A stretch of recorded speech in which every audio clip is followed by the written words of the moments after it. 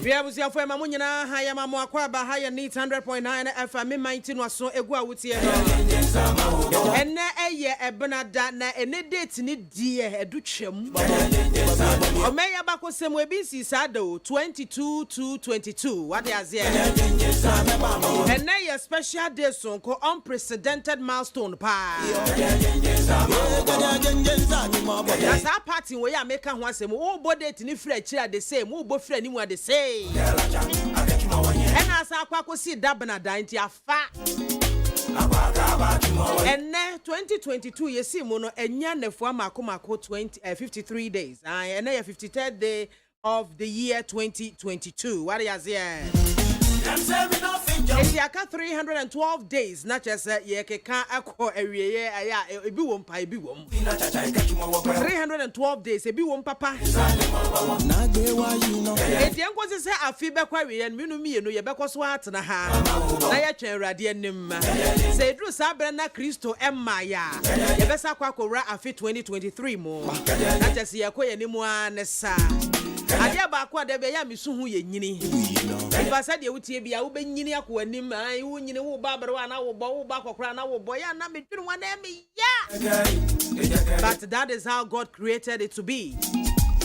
And then if I want to be cheating nature, da. Then it be a way de ubenini.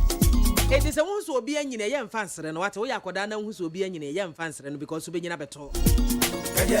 Na yeguswa ye twense afi yeguswa to ye ne mane ade ana ye wonsem bi e wose etimi edit ekotodwem na editu anamo the assemble akwadofo a wotie me sa bre meka ama ato wutirimu na wode etu anamo ebeboa woni se sebe obi enya ne ho obi konanim obi tumpon wa brabomu na wuhu na wo the speed anipa no ede kono a eye mane hawo eye a wo hwu a emma em ka won hye Emma emu ho abonfia wate we had the speed and the performance and the achievements and nipa bi eye we mfia nipa na die ne mpempensu a waduru abrabomu na wo hwe wo so mfia wadi ne baabi a wote ne te bia wo mu a wotimu se bra mo but me kan se onkran awie se eya wo bibisa e mane hawo because wo no ye soronko Nyame bo wo kwan soronko bi so a obie ne hono mo te se wo what you say se kwan ye fa so tete wo no obie ne ho obenya santete ye ni bi wo da mu soronko wo sa kwan ne so se ne wo si ye wo ne ma fa eye soronko se ne wo si edi wo nkomo fa eye soronko eni ma bi asabi etimi eka wo hye wa brabo mu kakra wo weakness bi no eno wo de eye soronko obi de enso ye soronko kyan wo de no o ebia na nipa ne de ne mu odin kyan wo de no ebi so na wo so de ne mu odin e kyan wo de no ne ma wo ye different eno ne ma wo ye unique eno ne ma wo dam soronko kra wodofo obi eni ho no mo obetimi ayesesa wo da me biamzi wana mete ha me kasai no obi entimi nkasa te se de me kasai me kasa da soronko gise nipa na kasa mashada e sua suma sikasa but see ya wo no kasa te se biamzi one pepepe ye ne niema nya ebi nsi da na menyi ni se bi su be si da enti wo ya soronko nyame bo wo kwan soronko so animonyam mu edi ya no wahu ne sa na waso mu kua ene de bia na abebo ho abomfia o bibi e wo mu a e ma wo da o ya soronko ama obi a wo ani bere no no ono sa de na wo mu no onya bi da enti odofo se usabe uhwe obi na wo sua no obi timi ka se we ye me role model na wo hwe na asua no no hwe ne ne ma pa na oye no ne sua wati ase se de be ya wo so betimi apolish o se de be ya pempenso a wadru no ebetimi apagyaw akoso na emom no ensua ne mabone no na emfa entu anamo a wutimu sa na mo a wutue no edo beko oseye wo obi ne ho otese wo e na wo soso ntese obi anti wo demo soronko it is time for you to appreciate and value yourself. Yes, I found out what video na ato ha say ya me kan for the amount say higher neat FM me 19 was go awutie no me mo akwa basonko e de badwumadie eso me tena dwa me free sabre ko say no 9 ebebo I production crew aya crowd dojo odamia drama Jerry Osaje my friend ma abankro One more and Nana Yasafo Airborne Michidom Ewa Havier. Dr. Father Dixon, executive producer, or no so a boss on my OTA and then DVA. Ebusuya Safena would do a video na to America was so share live on Facebook. I need 100.9 FM live. And I will call YouTube also so a despite media. Yeah, WhatsApp line or you activate 05037211744. 05037211744. Wait me edo questions or comments no BBA. Dia fa hono mo awe atemdidie bia enim ebere safatem no ebeken kan kama ede amount idin ede MAAME BIAMAH AKWAFO betimi afreme biamzi 1 woman gadama mi soja BIAMAH brofo de biamzi ya bi ni nyina afreme ameje so ebusu ya me na me no edi dwumadie ho egita ho ko sise no nan ebebo no nan bon so amenu abema Ola Michael eba beji akonwa no agye tata ede akofie mitwa me hotawaba ye de kanawu abrem no de wonam so na won kasa ne 7 prejudice ebia wo ye jimifo enye jimi na wajimie jai wo mo life ma wo mo no mo mfa ma wo mo bra obi bia obebu kwase ana so do be fa kwan bone so no se wotimi nya akokoduro kan sisi so se nipa ne ye na hoye no o bo homodi se wo mfi no na wo gya na manyame a o ma nipa na nkasa wo ni tibua edi na ne ho nto ne wate asefo sa asi so da. Surround yourself with the right people. Find your encouragers, not your discouragers. Find your uplifters, not the people that bring you down. Find your Aarons and your Ors who hold up your hand, not the ones who drag it down. Find the voices that lift you up and not the voices that drown you. Find the place of your strength and be smart enough to find the gaps of your life. Don't give up. There is a God. He's still alive. Hold on to your faith. Hold on to that determined, that passion. Whatever made you start, remember and let it keep you going. Keep pushing. It doesn't matter. The hurt will go. One day you'll sit back and laugh at those painful days. Keep pushing. And you sikanine ni awa sisidan. O sikanine ni oba. Eni pakase yanya noa kiabeye de. Too much nonsense in our country. Look at what you are doing to the road. Eh? Look at what you have done. Look at what you have done. And you at your age, and this country is for all of us. And what all of you working here, I am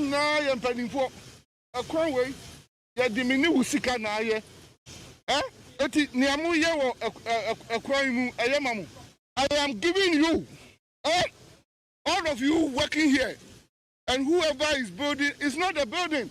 I'm not concerned about the building. I am concerned about the road. I am giving you up to Friday. I'm giving you up to Friday. If you like, continue with this up to Friday, and you will see what's going to happen here. Okay? I am giving you enough time. Whoever is building, if you like, keep the concrete mixture and continue to damage the road. Okay? I am showing human face to you. I am giving you up to Friday. If you like, continue with this. Continue with this. I will come here on Friday and you will see what will happen here. Friday, after Friday, a week today, anytime from a week today, I will come here and continue with this. Let me come here again and see this kind of thing on the road and you will see what will happen here. Some of us, Ghanaians, elderly people, and before you behave to say you bodan for. Whoever is in charge of this property, oversight, now who this site here, unless you are a mad man, unless you are a mad person, but you should know, property, where you see, property, what is property? And this is a recipe for accident. And from the junction, asphalt road, signing look for the owner of this property, Chief Director. Look, you people should look for the owner of this property, and we have to let national security pick the owner of this property. I am not concerned about whatever he is building. He can build to the skies. I don't care, but he should not be allowed to spoil the road. The building belongs to him alone. The road is the property of all the 30 million people of this country. And we should not allow one person to put the lives of 30 million people of Ghana in danger. Do it as your homework. We are going round and we have come across this. I said, look for the property owner of this building, and I will liaise with my counterpart, National Security Minister, for him to be picked wherever he is. That's right. Can I bring us on? Yeah, can't say. Yeah, can you cause wedding chine? Yeah, can you did ya main? Yeah, bedin quatentain a main. Esanzania mapani can you my bebo my Ghana akoso my Ghana ye and none I can want some. Ewa kana would you my dear so me main tea so. Na said ya banada bia ya no brother bia ya to us ho ya ya board roof a kwan so kose ho ana kwan so jojo ho na tania ya dedicate ama road safety campaign na say road safety awareness ye no ya ne road safety National Road Safety Authority for enetai edin kita ho pa na last week se mode bi epie ye ya che se ebeto Ghana man nyina enim se aban ebe hyase na Accra Kumasi highway no womo aye bypass sign na atumi aboa yen na de be ya ka akoni abadie ni asefo no ebe ye prom na ate enkwanhia eso na watwetwe mo no so yehu se fa ngobo ahwiri kwosoro che se esi ade be bia keka kwode ano aye hye papa na enra na road transport operators nso so wom keka mo ho ede krata ba bonten se don't know afront gare na ya tofu mu wo kene ya to spare parts mu enso na wo mo atwi sen ene wo ma driver fo ne ka sen wura fo no de da bia de wo mo je no ano wo mo je no se da bia doso enti Ghana Road Transport Coordinating Council no wo mo ene mpanyefo GPRTU ne mpanyefo akasi nkonwa ene wo ma ene se ne nyamia ya dom enti ye transport no first no ya tum by 15%.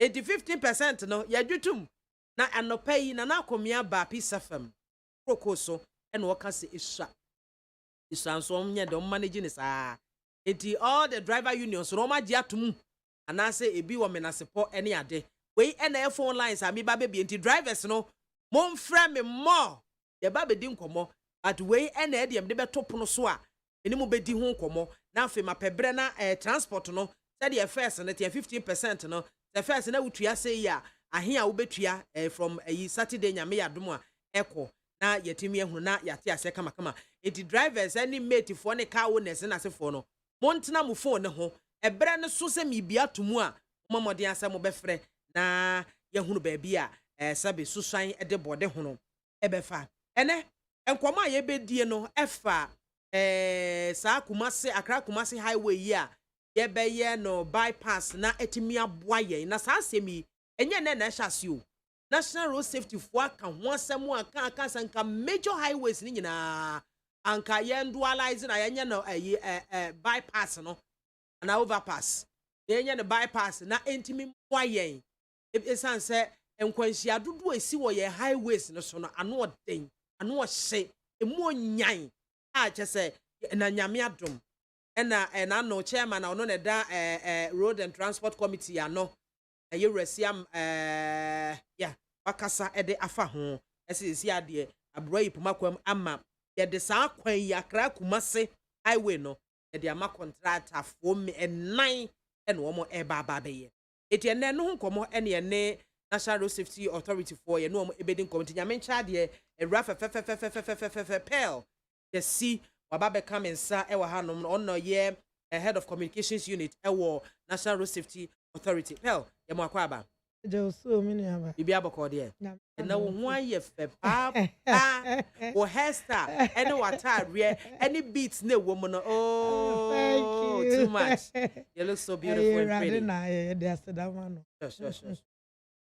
National Road Safety what is say aban e de sa asem yi abetudwa no mo so mo sen yo that's say na de wie bia oto sa efreyen say yemfa ya asem de ebetudwa amagana for 90 amishira papa ene despite media for so a mo afa akukura se mo so se na be ya akoyihia so bete de bia ye ka say panso jojo eye masede ye wasede mo so mo ye mo afemu de papa nyami onhira mo ye acting director general senior David Adontin se me fa echie mu ten embre efidua we mu ene wo in particular say adam ase chia otiefuo ne mahwefuo nyina said ya kae no said ya wankasa wo starting intro no say asem de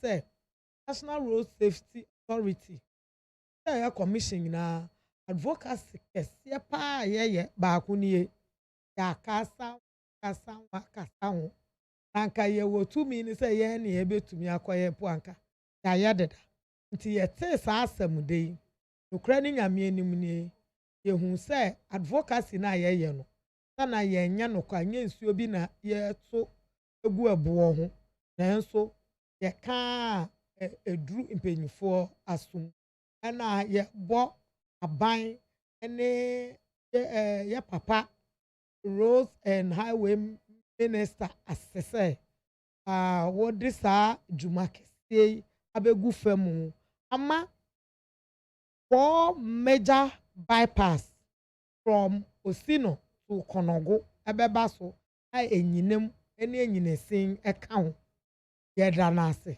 ye bona baso ama yen so yakoma toye yem se hye yen kran se juma no ye advocacy no ye strengthen no na stress ye be improvement in everything ye wo National Road Safety Authority. Nice way na asabe she mu nkran. Ashaye nkran kese kasa bebre ne ade no enye kwa. Okay. Yen hwe sa major roads ahwo e wo Ghana ha sei. Ye wo Accra Kumasi die. Ye wo Accra Cape Coast kwan e na hefa bio. Aflawo susu edie. Eye Accra Kumasi dia no kwa na mo concentration wo anase all the other major highways. Nyinara tani awo kan ye no ye wo N1 ye wo N6 ye wo N4 ye wo ni nyina na ye major highways nyina akopie elidi to amanfoforo so o sha Accra flower eko beyond Ghana to Togo, Benin, Nigeria, even Cameroon to wo course on side ho na ofa o sha Accra Cape Coast go through Takrade eko Lubu ko Ivory Coast ne eman ewo side asa wofa Accra Kumasi so John Kumasi Techimai ida wa side na say your friend say Tamale Ekoboga ina wofa wa side still over Ivory Coast so na wofa no Tamale Eko Boga ubeko your friend say Burkina akọ esoro ho Mali ni de keka ho nyina nti no akwan ni nyina no ye enye akwan kuma ese edidi agro enti ni nyina ye bohu dewuro but wo so sa akwan we nyina so Kumasi kwan no adodo faso ene nkwanhia dodo no asi wo ho no ese ka dodo fa ho no na nipa dwedie ene kasa kese no fa ho nti akwanhia dodo na sa stretch no so wo ho although they aka no nyina wo ho no wo compare Kumasi de no na ewo ho pa enti no ya nkasa Kumasi kwan no pe na ye advocacy for all the major trunk or highway no ye advocacy enti na wo be hwa last year kra no ye friend say nkrato bi ba ye say ye de akosombo to ye friend say flower de no any akosombo to ye friend say Accra to akosombo de no ama contract de da na ye de Accra anase tema to flower de no so ama contract iti e ho no de asecure de da na say ye de Kumasi Accra to Kumasi de abeka ho nti wo hu say nyame atosio egu yejuma pa ye so enti no afi de aka kaswa to Accra to Cape Coast Accra to Cape Coast de no eno so beba we mu asase ne che winim say juma sa no sika dọọso ayedi shemu we 2 billion Ghana cedis enyis ka to ebetumi ahwe Ghana fo nyina so kra be bi aka enti no sika ni enti no ye we kakra ekopa bia na asa de akọ iti ban aye tuma pa san say ye ti akosombo ne Accra de eno no ye ho kwa no eno so fa ho obeko Togo still ta so na Accra to aflawo de no so ye ti ne last year ye nyina ye say me advocacy no say ye nya 2 major highways na ye de ama contractor omo be start ejuma ye wo so no da na be duru ne aka no but anchekra yasa announce say the secure funding and na yɛde ama contract kra ama mo be 4 major bypass na kyerɛ sɛ oh aban wetie yesu frɛ ebinom ka sɛ advocacy amoye no edodo no ya tai agi apart from say bi a akwan wei ye ni say a ebeboate nkwanhia so ne ade no yɛhwɛ human resource no so sɛ de usika sacred drivers na sefo no ebinom ka sɛ nkwanhia dodo no a ya na egina drivers no a omutistia no echi no entisi ebe no bypass o si enye ne bypass no e wo say drivers no mum ene ye won ho adwuma no more say ekwan no mo no won be ya adwene sa enu mo ya adwene ne mo nya adwene nema mienu esa say nipa su ene nema ye wo kwan so enye driver for pe obi bia onam kwan so or your motor rider or a bicycle rider or your pedestrian or ante kwan so or your passenger or take more passengers be to be share driver for so omunko emirika tentem it is wonya na driver for no na omu kita car nti to boning na ye den ye de bo wo mu ye ne omu ya adwen say sa esu na ye de nam kwan so no enu no eye titiri a e ka ho nti akwanhia ba wo hwe research ayaya about 85 to 90% of akwanhia de nam nipa sutu iti na ye campaign na ye no ye target the human attitude say ye be boa asesa nipa esu ene ban e wo kwa no so ama ye discipline ye nya ye discipline akwehia no do na so ebete na so de wo mu ne say ekwan so eka ho ama akwehia ba kwafo so nante e ma akwehia na akwan papa mpo akwan bi wo ho aye papa o na so bibi aye atochima bi wo bebi nti no akwan ka ho ka ho it is fun say nipa su no ye ono a ye no ho bia na so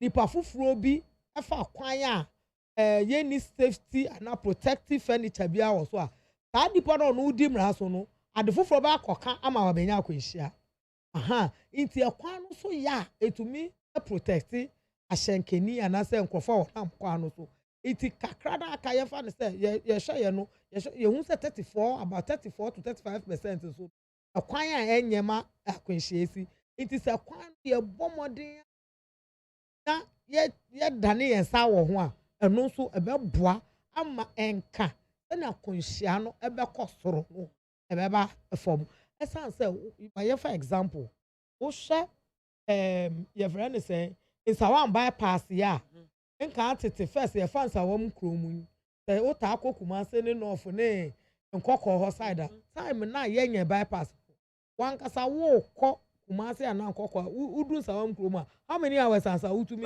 enye yize traffic wo ho obi wo ho a ontumi sa hit no be hu na wa yale obi so wo ho this are 2 hours 1.5 hours no ne 1 hour no odru kwa tempo no so no pese saa time na we waste no obiti time no ho no obekwa koye wrongful overtaking ho na de akwanhia beba but ye overpass that stretch no what is akwanhia ba order yes dualization is saa we no so pa obi hu kwa ka bi ma embehia inti saa head on collision no emma saa so na nkokọ kromu de no ye saa bypass na akwanhia esi wo Kumasi stretch na wate say nkokọ bypass na bi esi ate omu ni suban kro omu du ho aka na ankasa protect kwan na ankasa sorry protect omu enti ye jitu mu say ni pesu no de eye number 1 ese ye tackle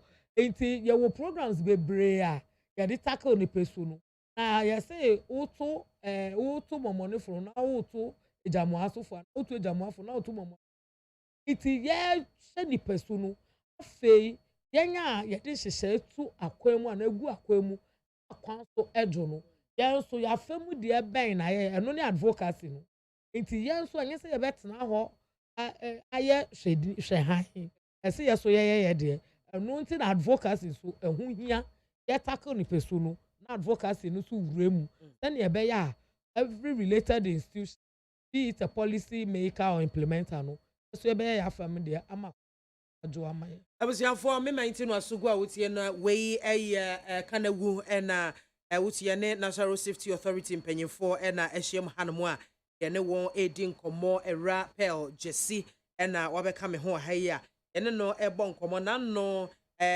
major bypasses makomako enan na ye ba be ye wo Accra Kumase Pantempo no eso ye fa kro bi te se anyinam sei ye kro bi ada kwan ho pa empempie no ye a ye ka se ekwan no se ye yi free krom ye de koto kro na chi a obehwe na omanfo asan asisi dan wo kwan no na afi kro na sa beben kwan ho bio next ye kwa no na nso another cost eno no road safety for mu wo adwumaso bi a obeyesa e wo sa de no esan se enyem nko a mu ni bibi te se bi a wo mu a etwitwa nsase emma town planning for yi mu no won beti mu no won wo collaboration bi in terms of say yeah hwe ne ya protect o manfo a wo mu nsi dan embemben ye highways no that's it and our kind no basically no town planning for juma mu wo assembly bia and I nso no ye ne assembly no wo nkitahudie okay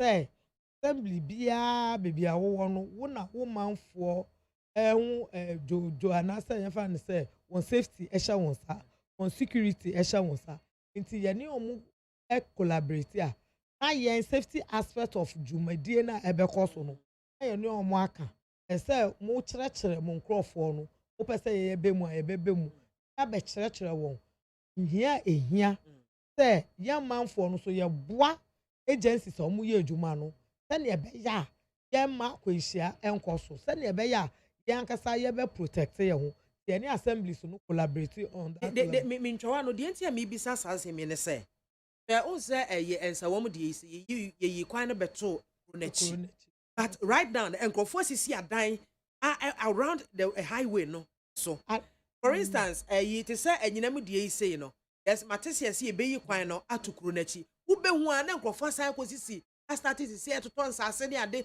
esisi eben ye ton niema eben kwan no ho saa de no before e be start no why mo na ye wo mo asudie se wo behwe wo manfo emma kwan no ho se na be ya daachi bisi ye kase ye tirem mpo a betimi atrem ne enkoye kwan no ne town plan for mo assembly yen road safety for no de kwan na da ho ani nipa wona am so se na nante so su ne wo ban any standards ne wo beko any kwan no safety furniture eno na ye adwuma enti assembly no omo town planning department no omo na so omo hye omo di sa adwuma no eno nti no yen de ne se ye ne omo ye collaboration na se ne be ya ama no ehu ebejo wo mo anase ye be protected no aka no mo de edi road safety for the town plan mo fa ho e wo ho yo antipel won se metwa to okra na ye fa nkomo no mrewi sama etwa to no nyina ne se se ne ye kasa no eniji bebre se aban efa roads and highway ministry so omo be ye for major bypass ewo Accra ni Kumase kwan so eno no a kire se ye dwumedie no enya kwa dwumedie a ye di nyina ni dawura ye bo nyina ni advocacy a ye nyina nipa etie aban so etie wasopem nti ye besre se engineers na ye di dwuma no be ma wo no ye sre wo mo nya dwuma papa enye se enche na ekwan no so asati etutu enche na anasa omukoya safety furnitures bi a eye markings eye signs eye rail guards ehu wo so tuma papa omu fa hye abanye nuonyam se abanye se sika no ho abanfaso tanso na yes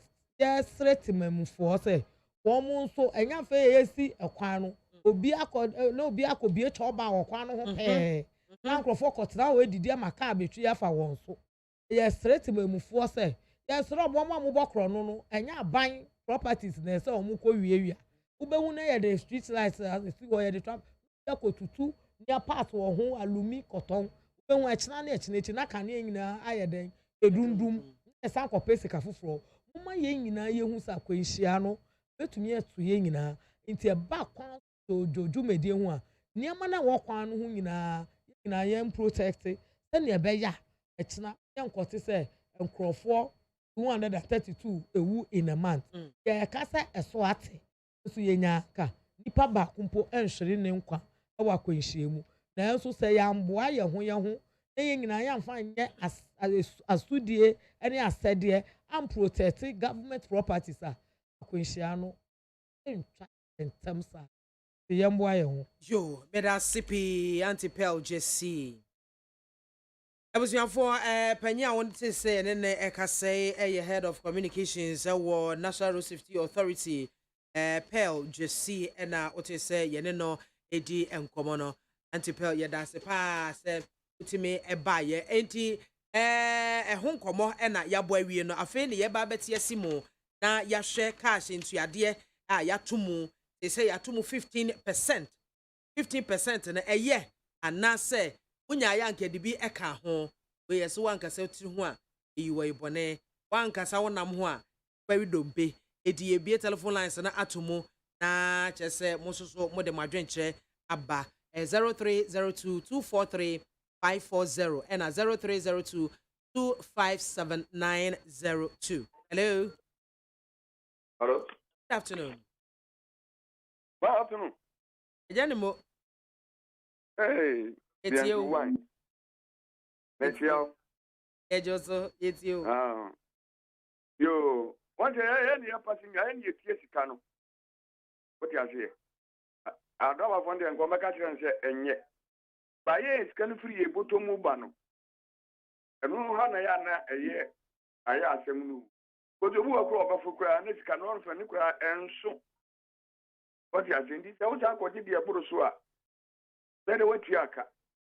England, class, Kusi Brepa, Yanko Pombation, when Munyam. And you met me a drop for no money in the Boko. What you say? Because when you be. When say a quantity attack on who? And say, if you are 10%, we will by 20%, we will cry in near Jamu. When this a ban say, be a beat you on Kakra. Omufanisha. The Kakra Crebi. Let us say, Jenny Moore and Oten and Kano. Hello. Hello. Good afternoon. Afternoon, Abba. That's your dinner, baby. Africa. The AKWAFO and the Catholic Cantamato. Actually, it's you.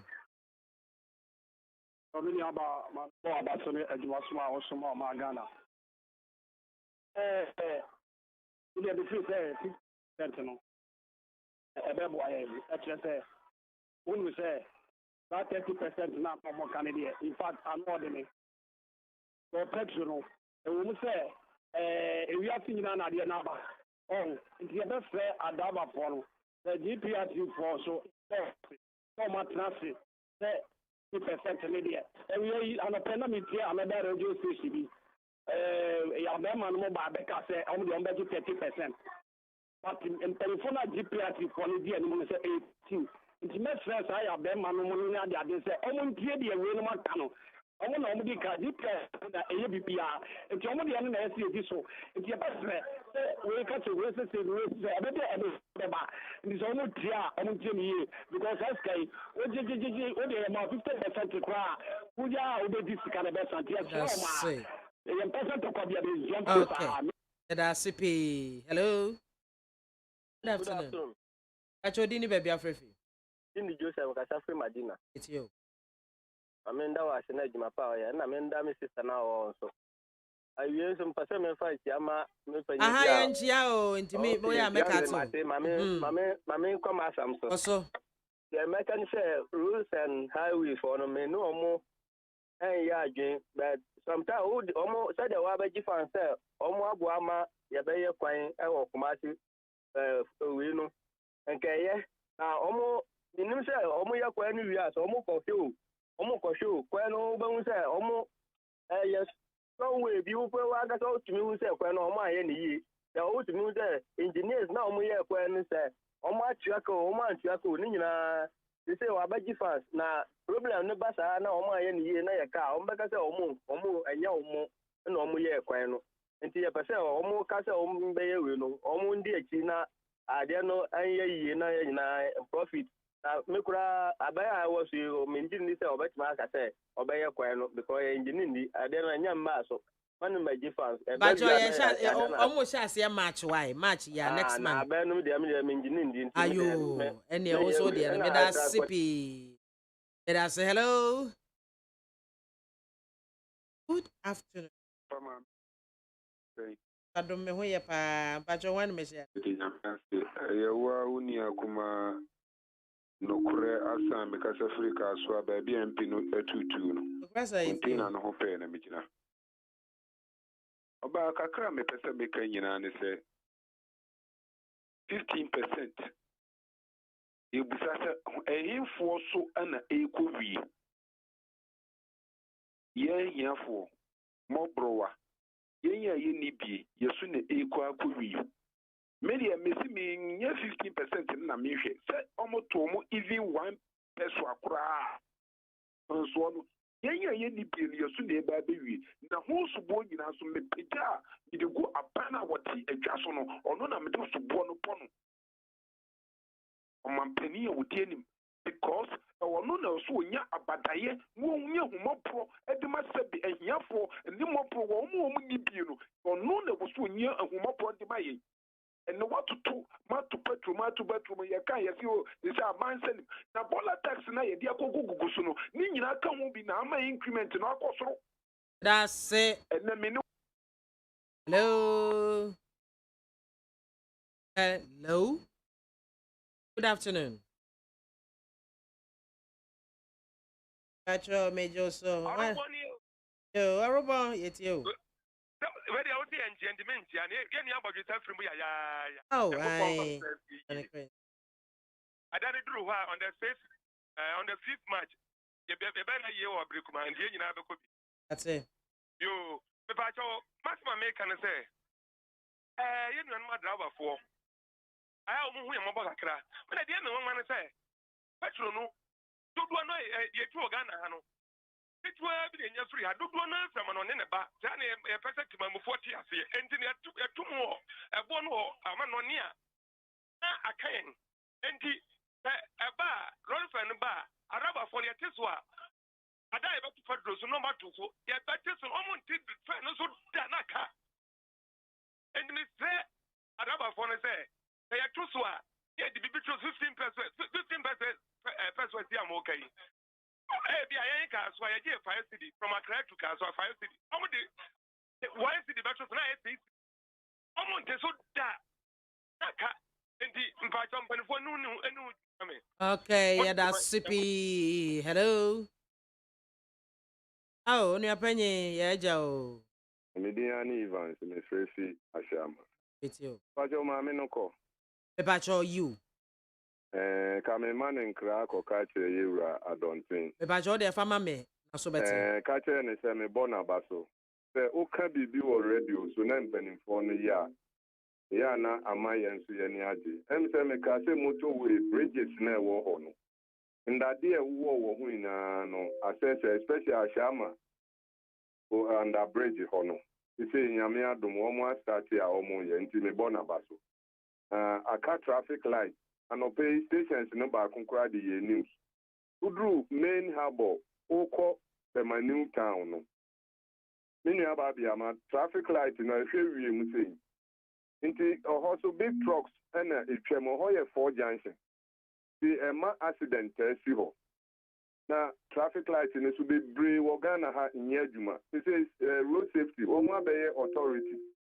This annual main, your best one. Omunye. Afe me ba lor fe ne so a.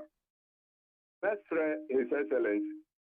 Say ye no petrol no wo to a. E bia petrol no bo be ba fom. E ma cha coca yi na so atwa. Ye stra no crude oil ye nya 18 items. E wum. Ti aden ye be kwa akoto petrol ya no apreko. E na nipa na wo mu kra ne so mfa so nti na wo mu kra.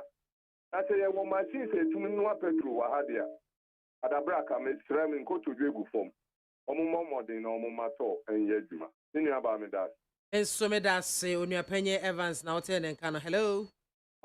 Good afternoon. Bani. Acho di ni be afrefi.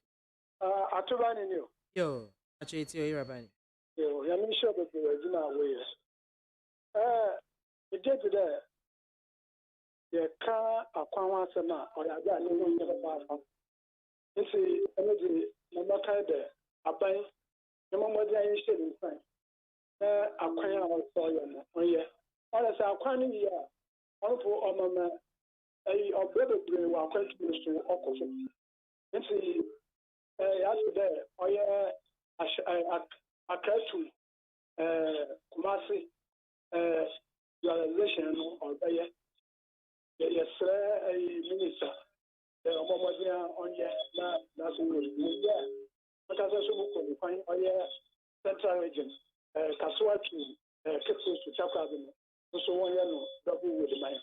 Oba na ma accident no one may now a walk from Papa. Now, many a member often Lord Professor Abbey.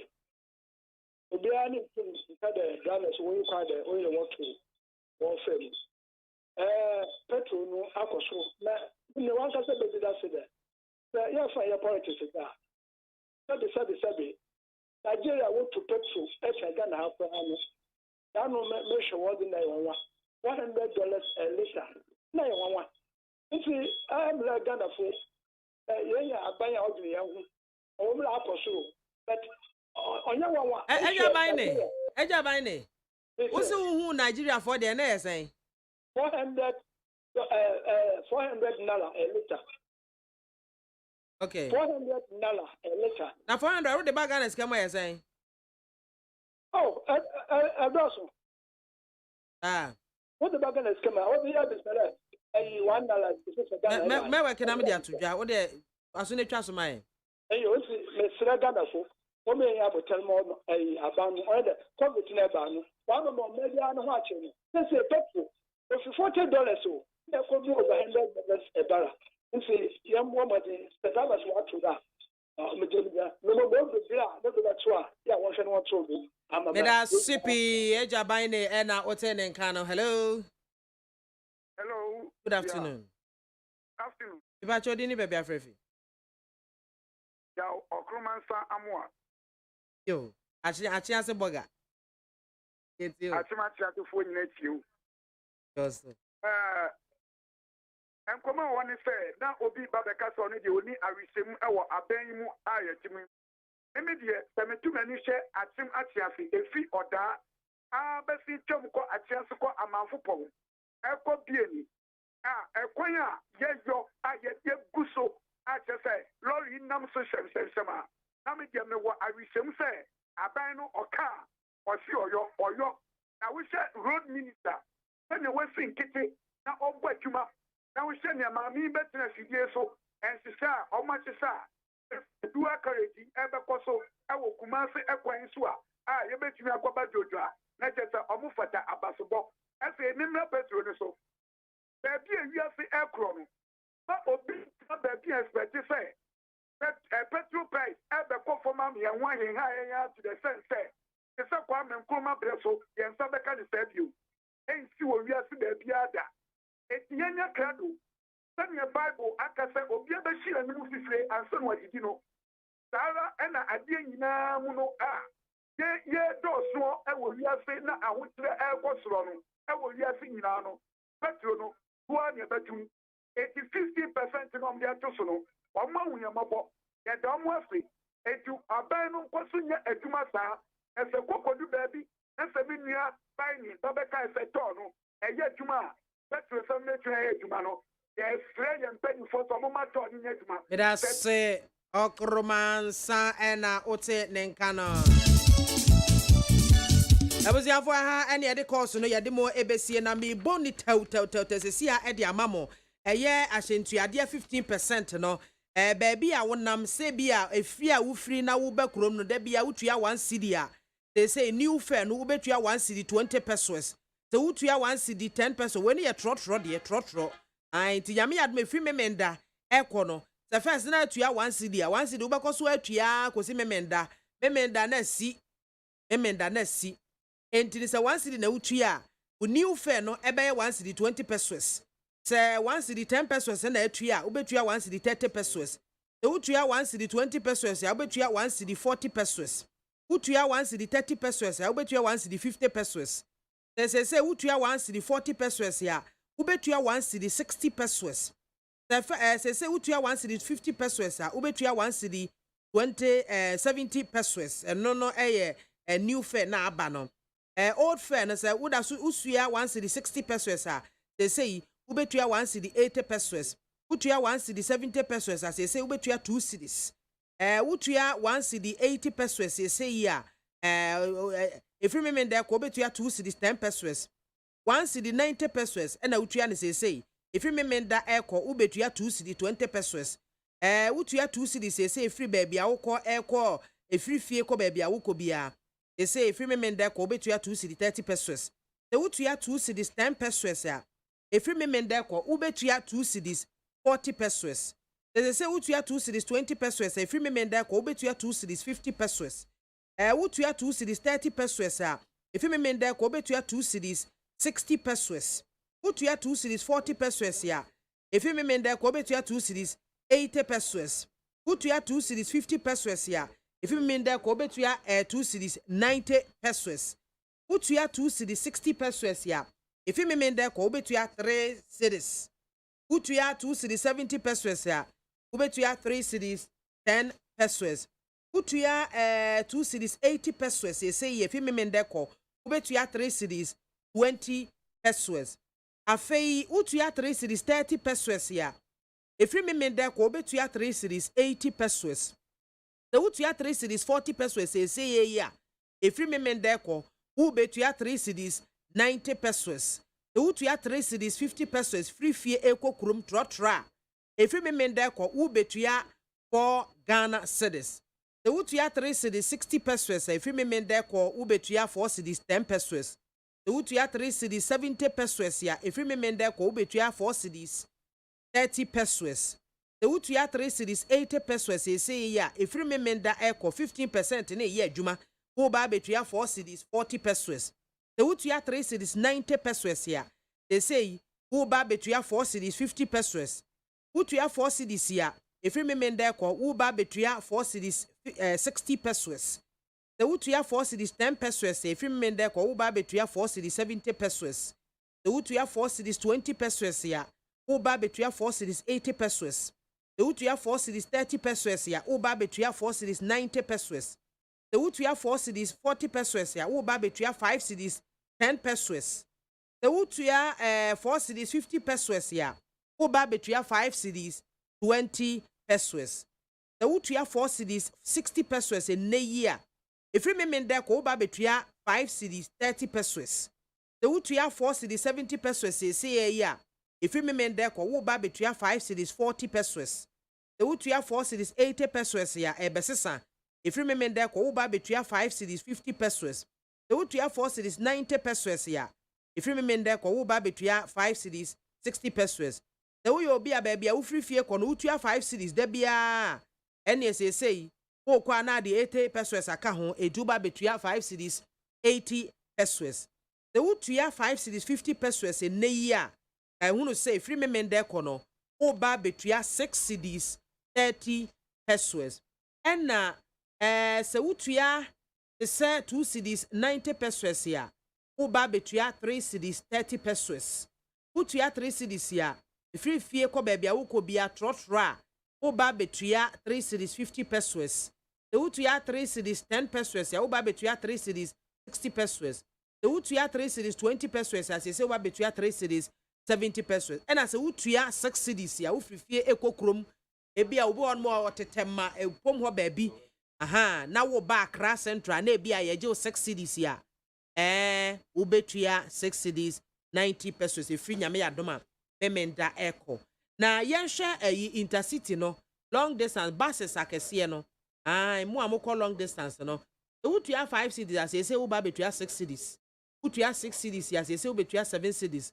Wo tua 7 cedis as say wo ba betua 8 cedis 10 pesos. Wo tua 8 cedis a wo ba betua 9 cedis. Wo tua 9 cedis a wo ba betua 10 cedis. Wo tua 10 cedis dada wo ba betua 12 cedis. Wo tua 11 cedis ya wo ba betua 13 cedis. Wo tua 13 cedis 12 cedis dada wo ba betua 14 cedis. Wo tua 13 cedis in a year If me mende ko wo ba betua 15 cedis. The wotua 14 cedis ya ene yi a if me mende ko wo ba betua 16 cedis. The wotua 15 cedis as TNT a long distance ya. They say if me mende ko wo ba betua 18 cedis. Who are control be if me go see me menda 2. E kobra anza na me menda. Ai me de beba. Afa se wotua 16 cedis nso a if me mende ko wo betua 19 cedis. The wotua 17 cedis ya if me mende ko wo betua 20. The wotua 18 na if me mende ko wo betua 21. The wotua 19 cedis a if me mende ko wo betua 22 cedis. Se wotua 20 cedis ya if me mende ko wo ba betua 23 cedis. The wotua 21 cedis ya if me mende ko wo ba betua 25 cedis. The wotua 22 cedis ya if me mende ko wo betua 26 cedis. The wotua 23 cedis ya if me mende ko wo ba betua 27 cedis. Afei Kumasi for no ebinie. The wotua 41 cedis if here ko Kumasi a they say wo ba betua 48 cedis. The wotua 42 cedis ya if me mende ko wo betua 49 cedis. The wotua 43 cedis ya if me mende ko wo ba betua 50 cedis. The wotua 44 cedis if me mende ko wo ba betua 51 cedis. The wotua 45 cedis ya if me mende ko wo ba betua 53 cedis. Wotua 46 ya me menda ebesesa ko 54 cedis. Wotua 47 cedis ya if me mende ko wo ba betua 55 cedis. Wotua 48 cedis ya if me mende ko wo ba betua 56 cedis. Wotua 49 cedis ya if me menda wo betua 57 cedis. Wotua 50 cedis ya if me mende ko wo de 9 cedis beka ho 59 cedis na wo betua. Wotua 55 cedis si ya if me mende ko wotum akọ 64 cedis. Wotua 60 cedis ne yi a if me menda wo ba betua 69 cedis. Wotua 65 cedis si ya a if me menda 10 Ghana beka ho nti wo betua 75 cedis. Wotua 70 cedis ne yi a if me menda ko wo de 11 cedis beka ho 81 cedis na wo betua. The way you be a wotua 75 cedis ekọ etu kwan akọ ba bia wukọ bia enei if me mende ekọ no wo betua 86 cedis. The wotua 80 cedis if me mende ekọ wo ba betua 92 cedis. The wotua 85 cedis na ukọ ba na wukọ a they say wukọ a wo betua 98 cedis. The wotua 90 cedis na wo de kọ a they say ya tum 104 cedis na wo betua. The wotua 95 cedis nso so a 109 cedis and as I say wo betua. Afei ti habio se wotua 100 cedis ya o ya tum akọ 115 cedis. The wotua 105 wa ya tum akọ 121 cedis. The wotua 110 cedis ya tum ekọ 127 cedis. The wotua 115 cedis ya tum wotua 132 cedis. Wotua 120 na ade kwa they say wo be betua 138 cedis. Wotua 125 na ade kwa wo ba betua 144 cedis. Wotua 130 na ade kwa wo betua 150. Wotua 135 wa wo ba betua 155 they say. Wotua 140 a wo ba betua 161 cedis. Wotua 145 cedis ya wo ba betua 167 cedis. Ena de etwa to yes, wotua 150 cedis enei na ade ko bi ate se hamile ho ba bia eno no yatum efrime mende ko wo ba betua 173 Ghana cedis na wo de akọ eno ye going na wo ba nso so a yasan charge wo ye de agye kama it we no kakra ebobo so de acha na wanya fair idea about sika wo kwa wo befa de acha wo ho na akọ ne ka setua bi ka ho a ni mate ankwa ankoko we 15% increment nyame ya doma memenda 26th February na ehya ase aye adwuma o pese wo bekọ ne neyi anso de ne wo kwa no asan ba neyi a na beche kakra ansan na bia effect no wo account ebusiafo etwam hotel aba na fe ye de nkomo abehyehyɛ so tanewu ɛha ɛne ɛde mo AC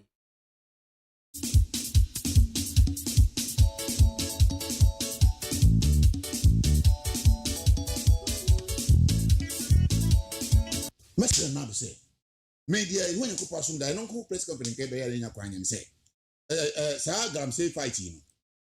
sɛ nanado mmerɛ du sɛ nka fight no anaasɛ small scale mining business no ɔmfa nhyɛ small scale mining for nankasa nsa tie nie power management control monitoring biribiara no ɔmfa nhyɛ wɔn nsa the proposal no kɔ igusu kuro tu ho anamo a ɛba no bɛgye atum deɛ adwuma ɔmfa nhyɛ wɔn nsa ne nka aba no kɔ de wode ehu film sɛ aba deɛ woyɛ nyinaa wɔmfa soɔ na wɔpɛ afiri mu fa hyɛ nipa ne sa deɛ wɔmfa soɔ fa regulations gu akwan ma wɔn fa tumi ne nyinaa ma wɔn sɛ wɔyɛ ba yɛ hyɛ sɛ gabi gyan ka bi a small scale miners nankasa de tumi wɔn sɛ na wɔn nkɔ afɔ no bu mmla so ɛna nka wɔn ankasa ɛɛkye no a kaba no yɛ firi isuafoɔ bi anyerɛ ma aba no so enti wɔn fa paw ne nyinaa ma wɔn kɔsi yɛ kɔsi awura no ebinom yɛ wɔn dwuma ne yɛ paa wɔwia wakɔva wɔrekram na ebi dua tik ebi dua mɛ ne ade saafoɔ no ahwehwɛ no apeke wɔn na wɔn atena ase na the management na hyɛ wɔn nsa fi sɛ mpanimfoɔ si sɛbi sɛ ɔde adeɛ gya korɔmfoɔ a ebi nyira wɔn wɔnyɛ sɛ adwuma no wɔde ama no sɛ wɔn hwɛ so na wɔde hyehyɛ ama no deɛ gold ɛsɛ ɔde bra ban mfaso ɛsɛ ɔde bra ban na ɔde ne nyinaa so no meka kyerɛ galamsey will be a thing of the past in Ghana nsuo nsɛ biom forest nsɛ biom biribi nsɛ biom nti this time around there yɛ sɛ na adan kɔkɔ for sɛ small scale miners no sɛ mpo ɔmfa ma ɔmo into town regulatory bodies ni deɛ ɔmo ne small scale miners nyɛ adwuma na aba na ka no ɔyi ne ho ɔma no the next 10 years deɛ biyi mi ho afiri mu small scale miners nankasa no mumra mufa mo hyehyɛ mmra kwan bɛ na mede mama mbɛfa so manage no na for the next 10 years biyi mi ho afiri mu. The ideal society they belong to are in these terrorist groups and not, for example, the Republic of Ghana. And so they would criticize how our democracy does not work and it does not deliver. They will criticize how they are waiting for jobs, but those jobs will never come because the government will never be able to deliver. They will criticize how they can take certain things happening in society and use them as examples to radicalize. All these become the techniques of radicalization. They become the techniques of, if you call it, undermining what we are, what progress we have made, and what we have achieved. People should not assume that there is no jealousy that in the Fourth Republic we have maintained and sustained political stability. We are not like other places where people are arrested and locked up. People don't want to see a country, and when I say people here, I'm referring to these terrorist groups. They are envious that when there is an environment in which every country is suffering under the weight of terrorism, Ghana continues to stand stable.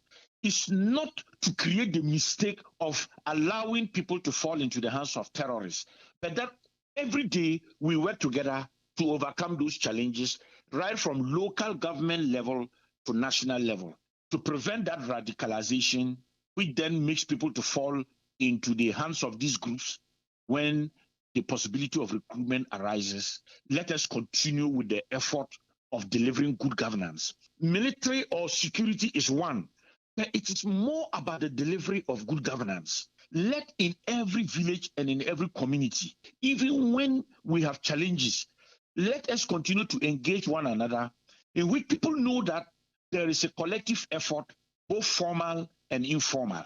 Continue to allow you in the media to have the space. Even when you criticize, it should not be interpreted as negative.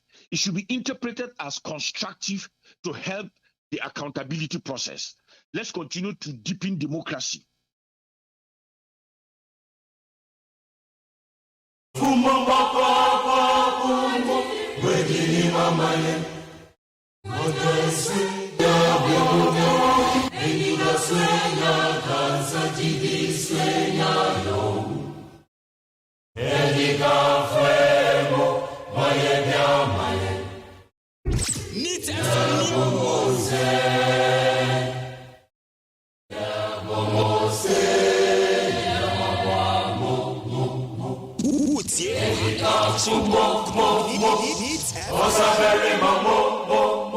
The best station in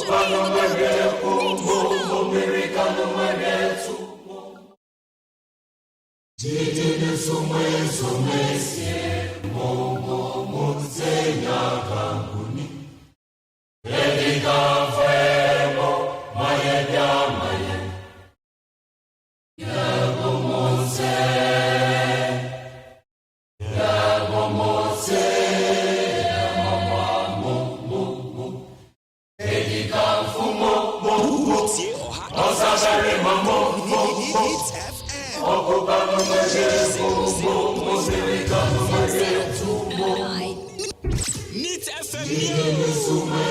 station here in the capital.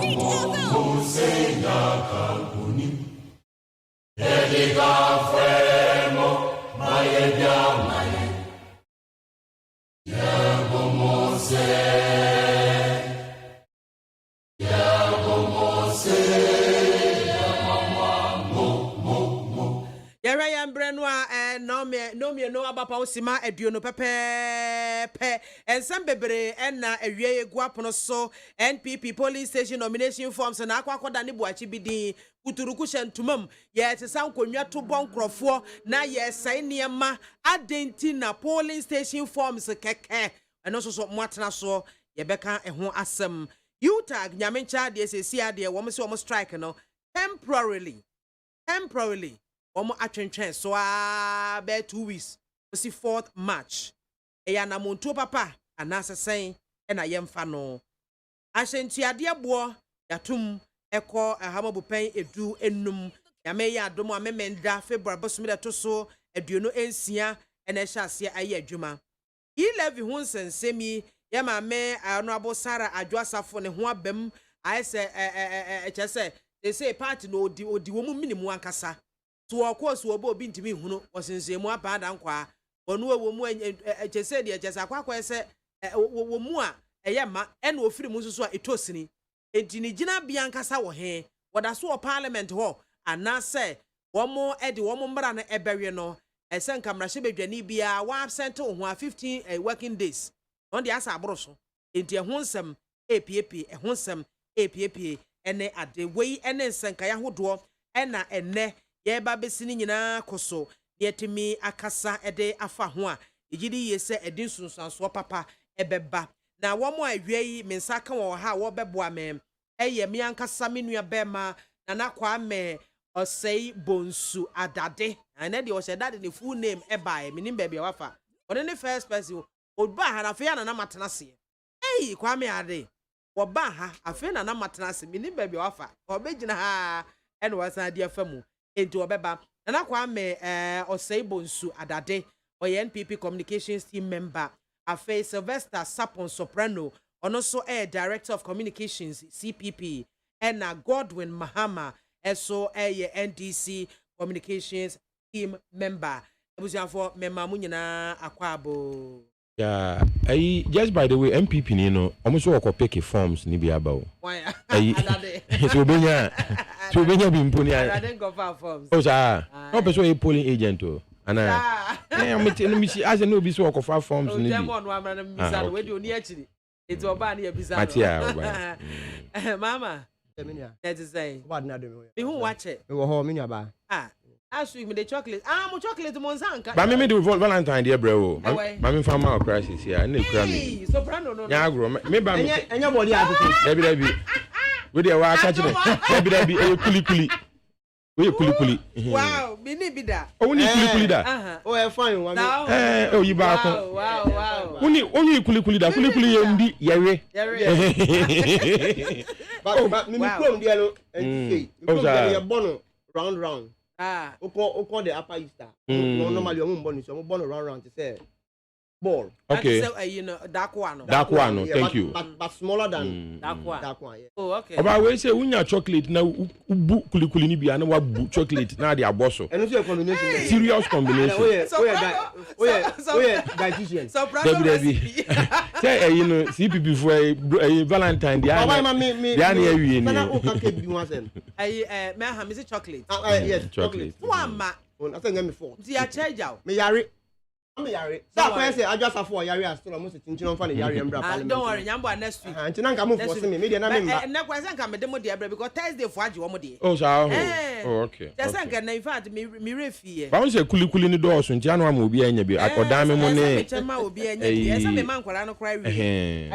Come pa. Prema. Na wo Prema mo na. Prema wa bi kuli da. Asame so me ka sana me.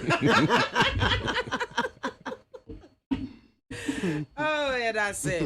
Ebuja for mama kwaba. Chale. Why man? Yo, soprano me share here also. Yes ma'am. They say me di kan ebo transport first no so e wo kana wuso. Yeah. Pa me tweyemfa eno nhyase na yente eno free on afi. yen set the ball rolling e wa ha say yen TNT sem no say atoto to fu amu ni ade a ama drivers ye omu ane bia ba ye betum 40% ye pese atum ye private road transport operators it no wo ye private dia wo ye wa ade a obi antumi meka hwe mfa nkyerɛ any ade you don't consider anybody after all because last Thursday me ne ba ko di nkomo ha obi sa me say yen ye wa ha no say obi ba e ba be ye advert ya eya ye ko bisa GBC fo ansa na ya price ni pa no ana de GBC fo je no bi ne ye it wo mo so ye private de wo mo pe e na wo mo beje wo mo de no mo say wo mo je 30% enkomra GPR2 for de wo mo agim Ghana Road Transport Coordinating Council for so de wo mo agim ama say ya peg no e wo 15% and no kra no e be take effect from Saturday 26th February 2022 emojo. Well, me da se me nua ba and so my opportunity no. Me abedi on my home komo e wo Neat FM. Na me use opportunity ni dey achia CPP fo nyina around the country. The chairman and all the national officials no. Na Ghana for. Na actually me say use opportunity no dey achia President Akufo-Addo. Na I think say the person can make a beginning no and say I don't think say President Akufo-Addo in the administration no na nke bia omo person ka omo toto transport fares mu because he said the Ghana for yin na anim no honorable Ken Ofori-Atta said we see atoto apa so in his management of the economy no a day extraordinary hardship abre omanfo especially youth now we school titi fie since 2012 no na dey aslo muti fie no hentimi nka se bia na nado peso mo ho san kire mo extra but the reality is in fact Ghana for the TN say oil prices cost it is beyond the control of the president in fact enra na me hear news o hear Morocco North Africa omo the demonstrations kese pa across the country because of petrol prices are akosro America nyina ya toto petrol mu China nyina ya toto petrol mu even Venezuela krampo matisi ya toto petrol mu Venezuela ana nkomo ntanto petrol mu ompo de ana epese ye de che amanfo nti e situation no ma yedin so nti the transportation fare issue no it isn't so much say president epese otutum as much as say the reality is say in fact petrol prices e we asmu nyina akosro. One other reason petrol prices akosro no because of the actions of President Vladimir Putin of Russia. The action now o take you Ukraine no ama e we asma nyahu ahon ayehnya word no obi ahon papa no amanfo nye sure enti eno so Russia so one of the biggest members of Organization of Petroleum Exporting Countries, OPEC. And women issues. But nevertheless, no, say ya can we no. The reality is although enya nanado na ami atoto petrol mu no, meka say nanado mu. So meka nanado mu a na meka nanado ene MPP for. On the one part because nanado ni MPP for no. Omo one big half of one managing economy over the past 40 years. Other half no President John Mahama and the venerable honorable as you don't get here and then one keka hono so the American say over the past years no and I want to pay attention since year 2 coup d'etat President Hillary Man Ifri so President Rawlings and Dr. Kwesi Botwe Professor Kwame na ho eku na omo ye no edi two President Liman efri na ade so no since that time no omo running economy no President Mahama ni NDC for NDC and President Akufo-Addo any President Kofomo and running country no na ene say petrol prices abba so high na Ghana for TMO a na so bo bi wo ho a I was here the President Akufo-Addo and President on with the and the MPP on the one part, and President Mahama Mills, any President Rawlings, any Professor Kwame Nkrumah, any Dr. Kwesi Botwe on the other half. So because over the past 40 years, the parameters of our transportation economy no has not changed. Omunye she in far home. The air cost one is a tena sprint mu kumasi ni accident sa situation na country we say no me kai say time PNDC for a year coup d'etat time Dr. Kwesi Botwe any Professor Kwame na any President Rollins Mone a former special prosecutor Honorable Amidumo a year coup d'etat no 1981 coup na President Kufuor ka ho no omo en take any action I be enhance the transportation sector. I'll give you an example. Around 1981, we had more than 400 kilometers of road, a train quine. But the next train na akano, AM said the in Sawam Accra, and the Akosombo Tema. So now we are aware say, na Honorable Joe Gatti and President Akufo-Addo, the first time almost started some more tackle.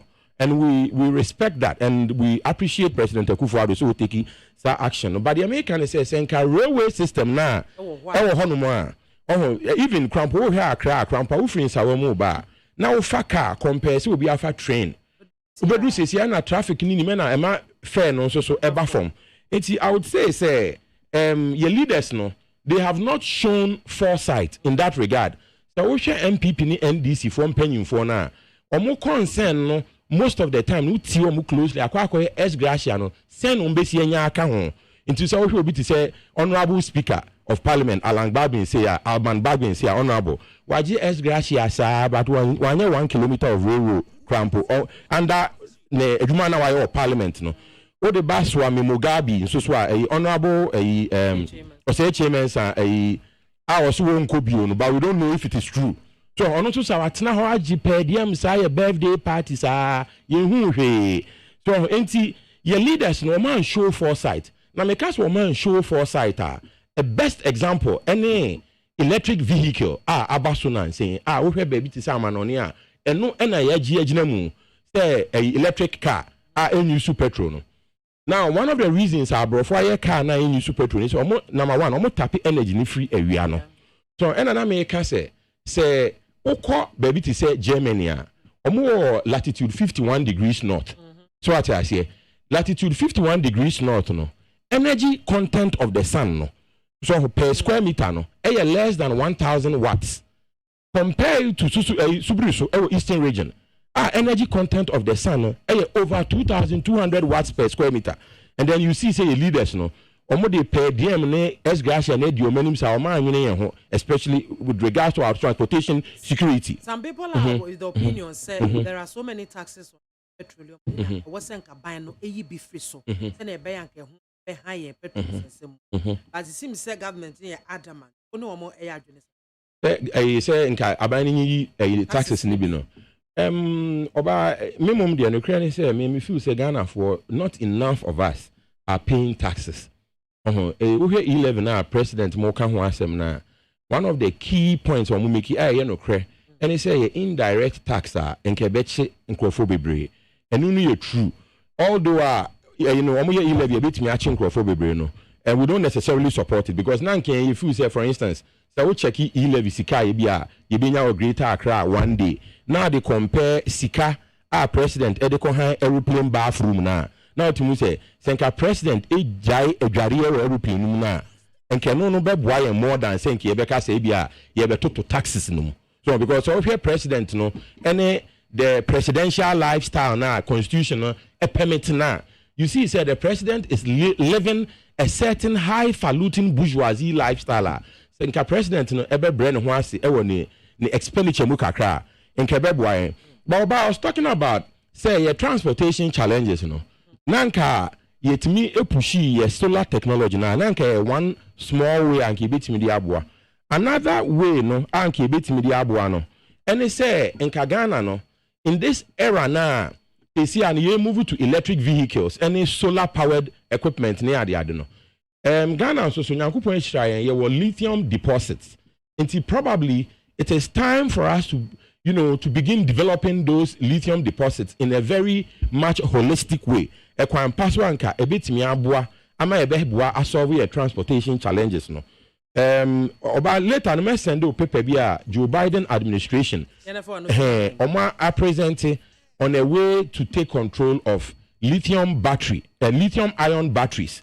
So they be a certain guarantee in the renewable energy electric car vehicles na bus no I know itimi bua ema the cost of transportation come from. Enti in a nutshell no say me dey news no the American say petrol no government me sure say government na achichire aswayen the realities of the international marketplace. Of course Ghana yensusu yetu oil no bi wa ha, but oil na yetu na arrangement na ye no yetu oil a ye de call international market ni akoton na ye no susu anya bi enti ye no krampo na nkofo bi ka say Tama honorable finance minister already in the budget no or your budget no based on $60 a barrel. They see a $90 a barrel. Inti government no so no wa make unexpected money bia from a kind of windfall when you sika bebre pa inti enka yen so you feel say benefits na yenya from oil sales no enka president behwe say enka ebi or the beboa na odi bi beboa transportation operators no say dey be yanka yen consumers na yetua lorry fare no nke beba from kakra abushia dey make akosi nyina say transportation economics no very challenging. I don't think the president of Ghana wants to put the Ghanaian citizen in a difficult position. It is just that it is beyond the control of the president. But then again, no, the president's party has been around for a long time. So ultimately, and in a nutshell, Manus, I think the transportation challenges facing Ghana today is an example of the failure of the New Patriotic Party and the National Democratic Congress leading this country into an abyss as they have been, proceeding on for the past several years. Soprano sapo ena ote nenkano na okay mamemra mahama so odwen yaba mamemfa we feed the first way before you come in no kurikuri na fine o yeah fine I think nkatie come on I think nkatie na eri Chris Valentine MPP him say MPP for no more chocolate near the no. You think so? Yeah. I didn't say kulikuli na me no. For Valentine. Said you want say odon sem no dey ba. Eti kulikuli dey timi dey be afie. Enti etiri ase ehwe omo ti ase say kulikuli kura nso so e ka ho. So ati ase but more importantly, it's all because I cut my coat according to my size. According to the size of your material. Precisely. Enti mi kulikuli no anu na ekro. What I say? Mama enko. Minia ba ma menfa we feed the guest na mincha we tie fini. Na mincha the people of the Domia bra obon. Na mincha the Miko panelist. Mi hu adade achepa se sia why fresh man in ma ko yi. Yeah. Adade ko hin. Strategy, don't worry. Strategy yet I say yet I say don't worry. Me kwa ma o. Me pay bi we na ma no abe after me.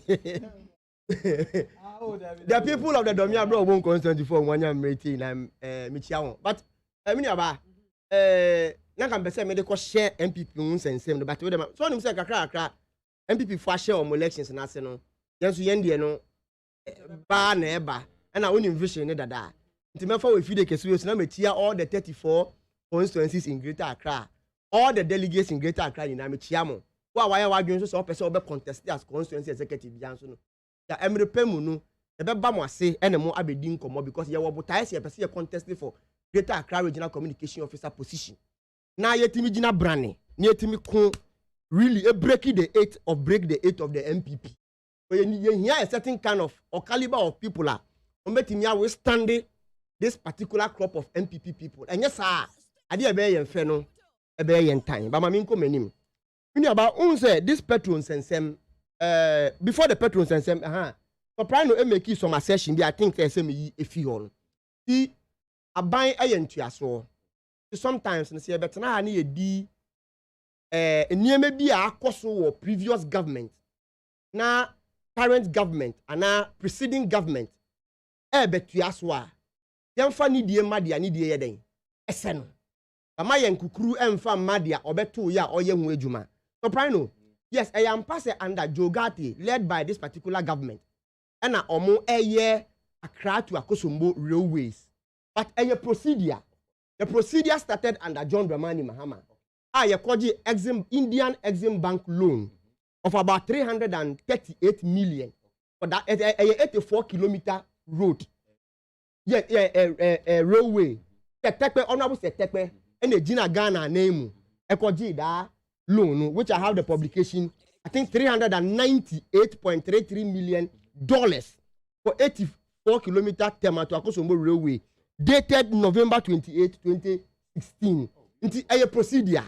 And I will mobile better so and no more 8 years so. That project, you know, surprise no say I mean the wumpo na yema mpenia because the past government has tied your hands, so you have no option than to continue. What I make can I say? Yes, into yemfa need ye mad ya need ye. So almost all my ideas on better, you know, or more day. 8 years so. Yes. Something I mean, catch no. But almost all my idea because I been be or her. About say own to yaso. Looking at also commander under the NDC. Yes, the sugar factory. They signed loan, I think, with the same Indian government. Yeah, the same Indian government for an amount of money, fee, but now a part of your priority project. And a fee are buying him. Tanka, and never be dua a supply factory. No, yeah, I think 30-something million. A bank will buy, you know. They spoke with the said country, say, one any part of our priority project. So they didn't assess the loan. Yes, the loan. And I'm do baby, you do know. Me the baby because I want to tell you, say, in the vein of railway, you know, yes, on my idea, so I'm buy, you know, or 8 years so. But you who say if you baby and you do baby, you do know. But on these petrol issues, Mammy, I must say, I'm a Tisan focus. I said the end that a buying so say, sir. And I buy in here said the ABR one so I get surprised because and then I don't be share politics. I just some person today and say you don't pen subia. Then go in a certain direction because in Yama ACC and then under Obiso, under Rollins ACC, under former President Kufuor ACC, under John Mahama so say then ACC. Now no more opposition no. Omo de subuano no board the then government. Or to me so betting my then BBI then afa they have all the magic. Inti Ghana former Wakwenya no moba. They were now petrol a galloping, which I have videos circulating on social media. President Nakazanga Kasa, Mamma Yakwenya. They were petrol air cost me manager day and cost sa. Now as some baby sons and me na or make it the assessments no and assessment no. Now on him dia all kana. No him the all can. It is our babe not reality has fallen on you then the best you should do, say, you learn from your former predecessor, President Kufuor, who came to government and said, na me nim sesana, me voting to Ghana for Mufanya day, Mufantemi. But government where ya homaswa ba intinu, one you almost more empacho. Because unim under this same government, COVID ba ya ejuma egu, nkofo komu ebunu, and omudi sanitation levy eba too full also. That sanitation levy no, ambiama, enya men who control that levy. Abanka send the oye if you are obet my day. A year if you I get me. COVID-19 levy, omo de buy. I buying a year day, a de buy. Okay, so oye if you obey day, obey ye if you. And almost I impose the energy sector, I think recovery levy of 20%, 20 pesos. And I work both petrol and diesel. So and I'm 18 pesos. At all gas, so LPG so. Interno so why the two so. I buying the two so. And okay so oh yeah, obey then. Obey ye if you. Into asu die da buying so. Shall be kaya. October 12, 2021.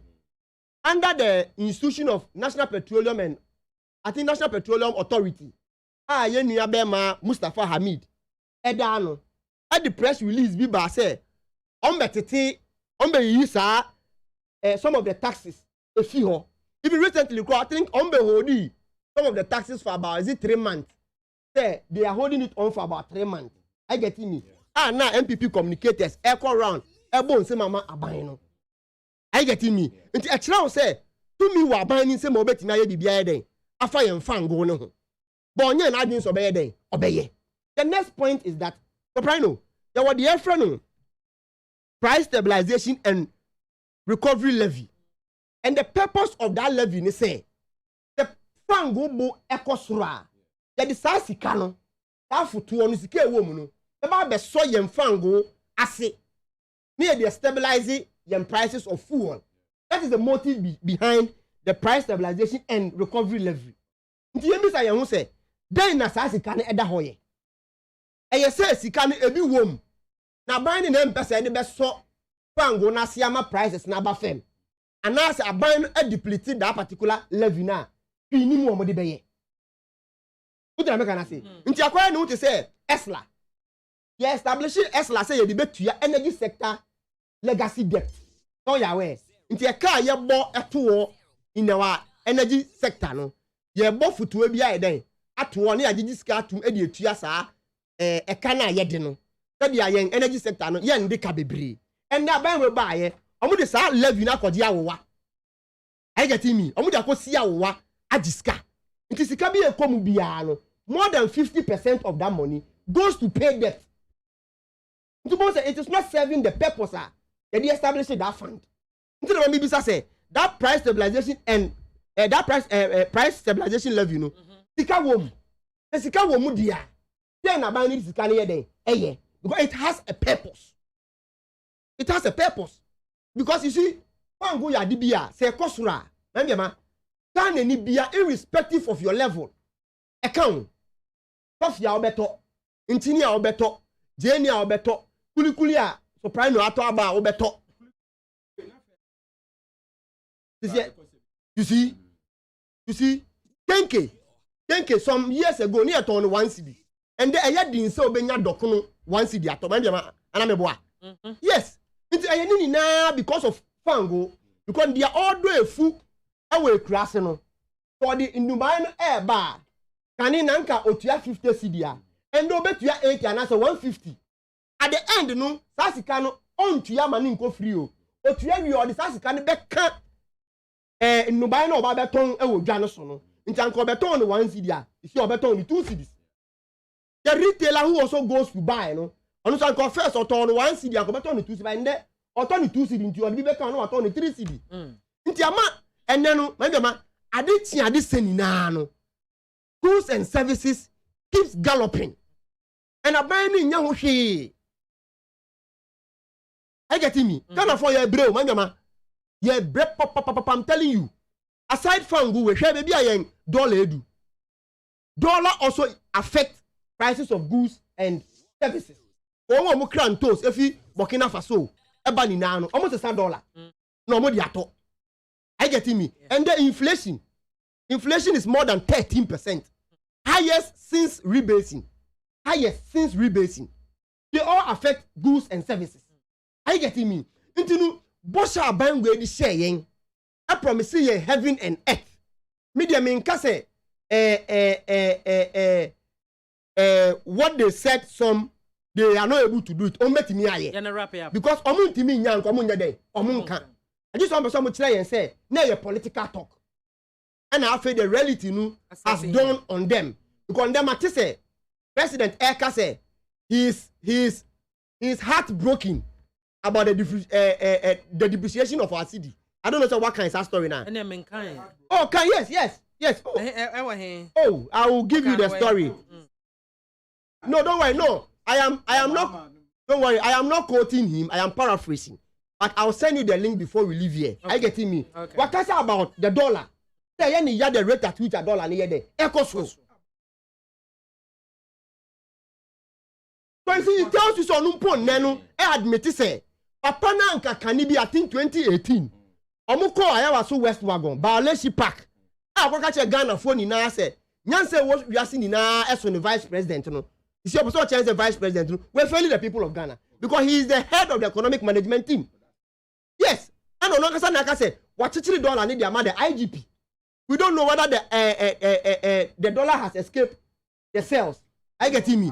You see, remember, the Ayakani na say, then the Kasama Ghana for, and near me Mwaja Ding, and near Manko ye, and maybe near Juman ye, Yakwa, Yemba, Yatonga, Yento. Things are getting hard.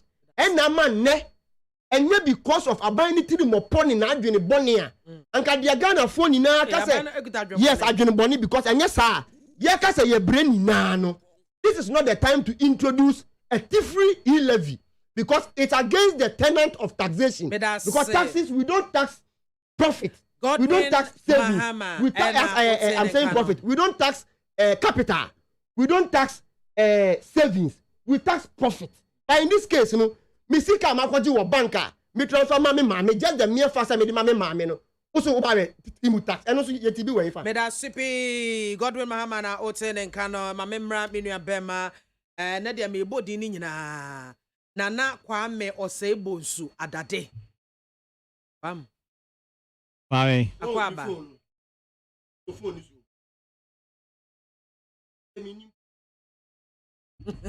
propaganda NDC ni no kasa ni enye mi enya propaganda no me fa ne sa anyway China phone ye dey aba na wo na ni ase wo dey ni se hwe se dey sitem China phone se ba ya na ye dey pay ye dey aba e wo na ni ase e bi ni we China phone e ringi se se a wo bete yo me da se ma chetie phone nyina say let's start here free. Maybe Aminia Soprano can sembi about railway line. And Minua Mahama any abrea or person G credit ni be fasa. Ubende unishi ya udibechere Ghana for after emfie ngotwea. Once say omo scrapo yewra atamels ni record bia. And I notice here. What is NDC ni bia kan asem bia wa reference atamel. Se onu kwara wa bedi mampani wo mai muda. Omo scrap in fact tamels de ye yini di African na Ghana NDC for na INSA obi de odi akọ parliament sa tamels de kun no ye nhwehwe because the way omo treat atamels ni memory no e bia na opeso ye wa ha because ansa na NDC for ebedi ade wo Ghana na yewura kufo adi ade ana meboa ukai say oja niama bebre ene hospitals bebre say ubisa menua say onka niama yewura Mahama aye obeka say we see hospitals apart from single two aye betumi attribute to yewura Mahama President Kufo deja yewura Mills deja yewura Mahama Mahama ntumi anwie ene osi nanado na enkowie ma no o ka yasemo amekai ye ka UGMC a unim time a shase unim time a ferry shase obisa all the Eurojet projects ne say na na meka se meba oka asemo oka ya o ka ya na me twi na adwene esi so say se niama ye ja ye no na ye hwe so ya isa de yewura na adan kwakufu ado aba ebia tema project yewura Mahama sa onim se wa ye adwuma wo Japanese embassy da eno okodi sa scan echi na ado ba ya went to me sikananka onim NDC ni omusubanka da ho ne ye pone ho ye pone ho kakra na sikana fon na sikananka sa ayira. They say exactly. Met me about 20 examples. But Japan for Sikano, buy na. Anado say, ye interchange. Whatever. We within record time. Yenyana. And na me can say, Sikano buy no. Na say or can say anka. Yensu ye jagu mura mua. Anka ye chiri. No, can say. Government is I am driving at something.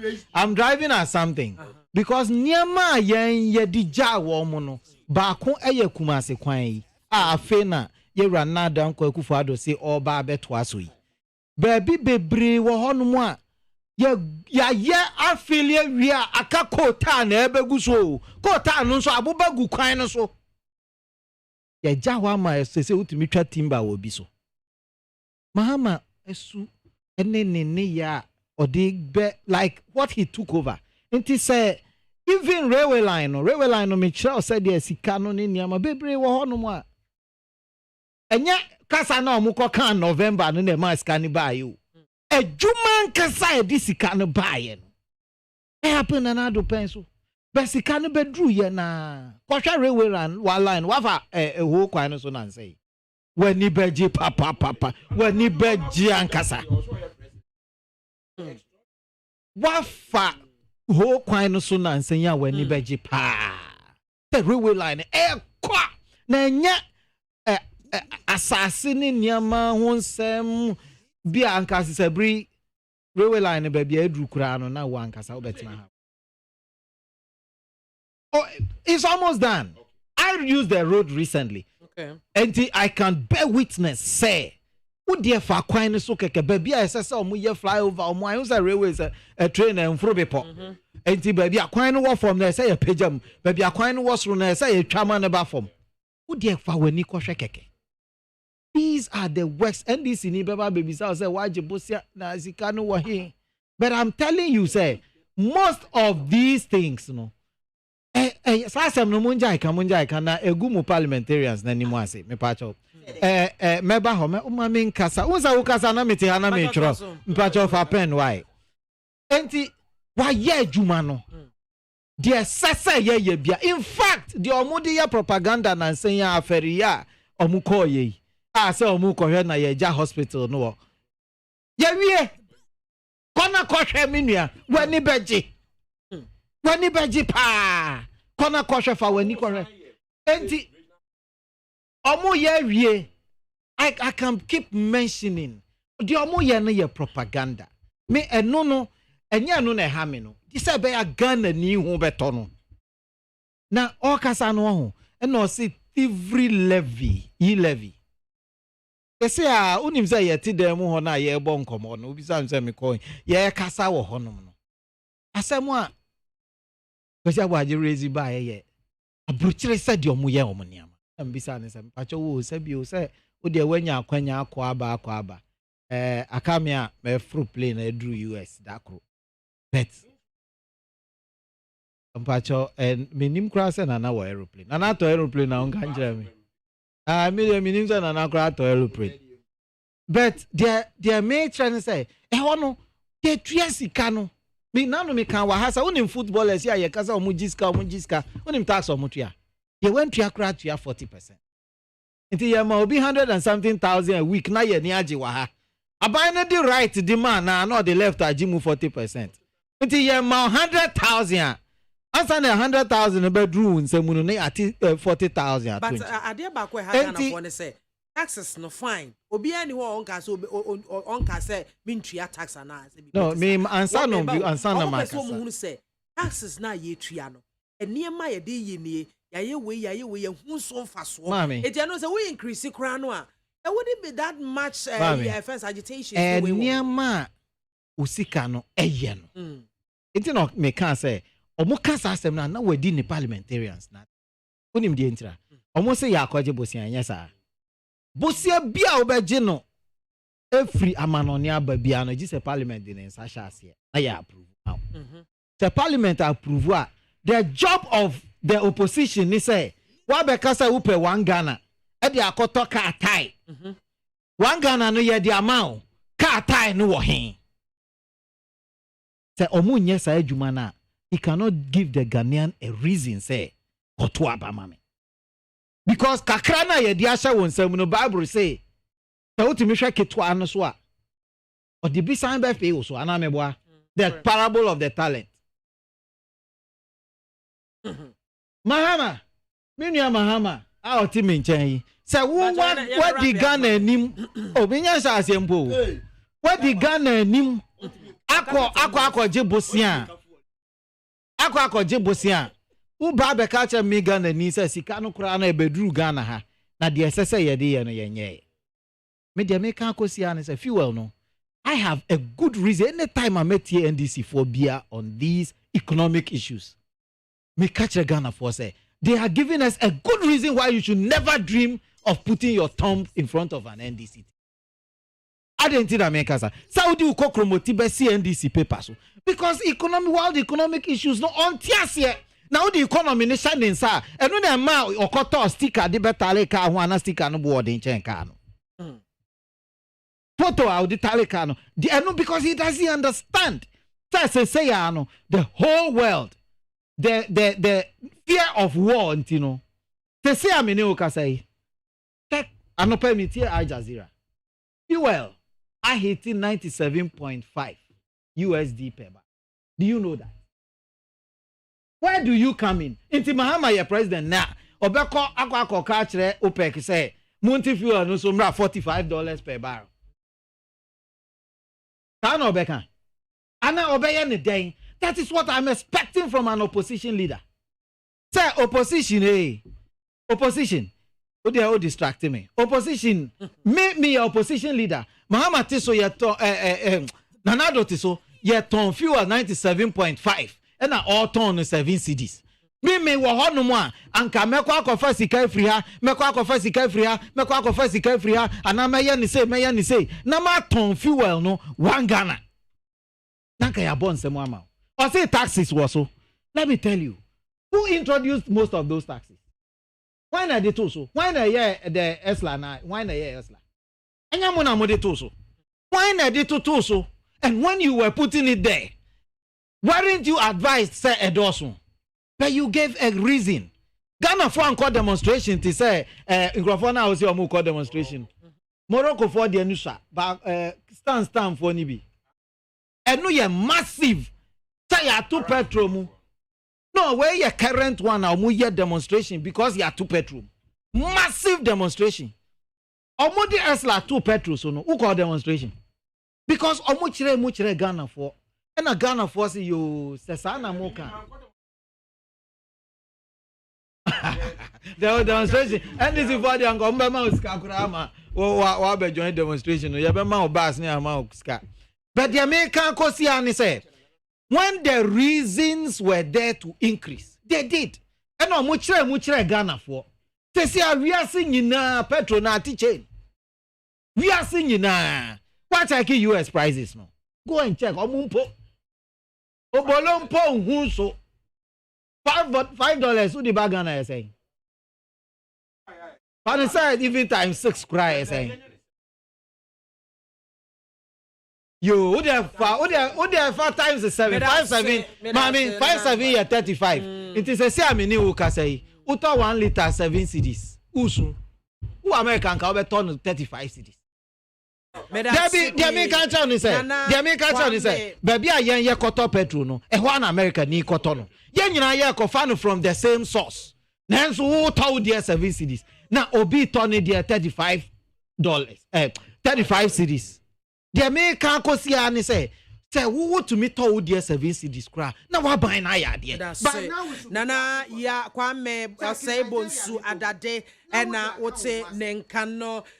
For share messages kakra yede ebefema na fe yentoa enkomodo so Stephen Boachinos. Good afternoon. Inside was Kropon. UTAG is just playing with our minds. Why now? Because of contempt they have called it off.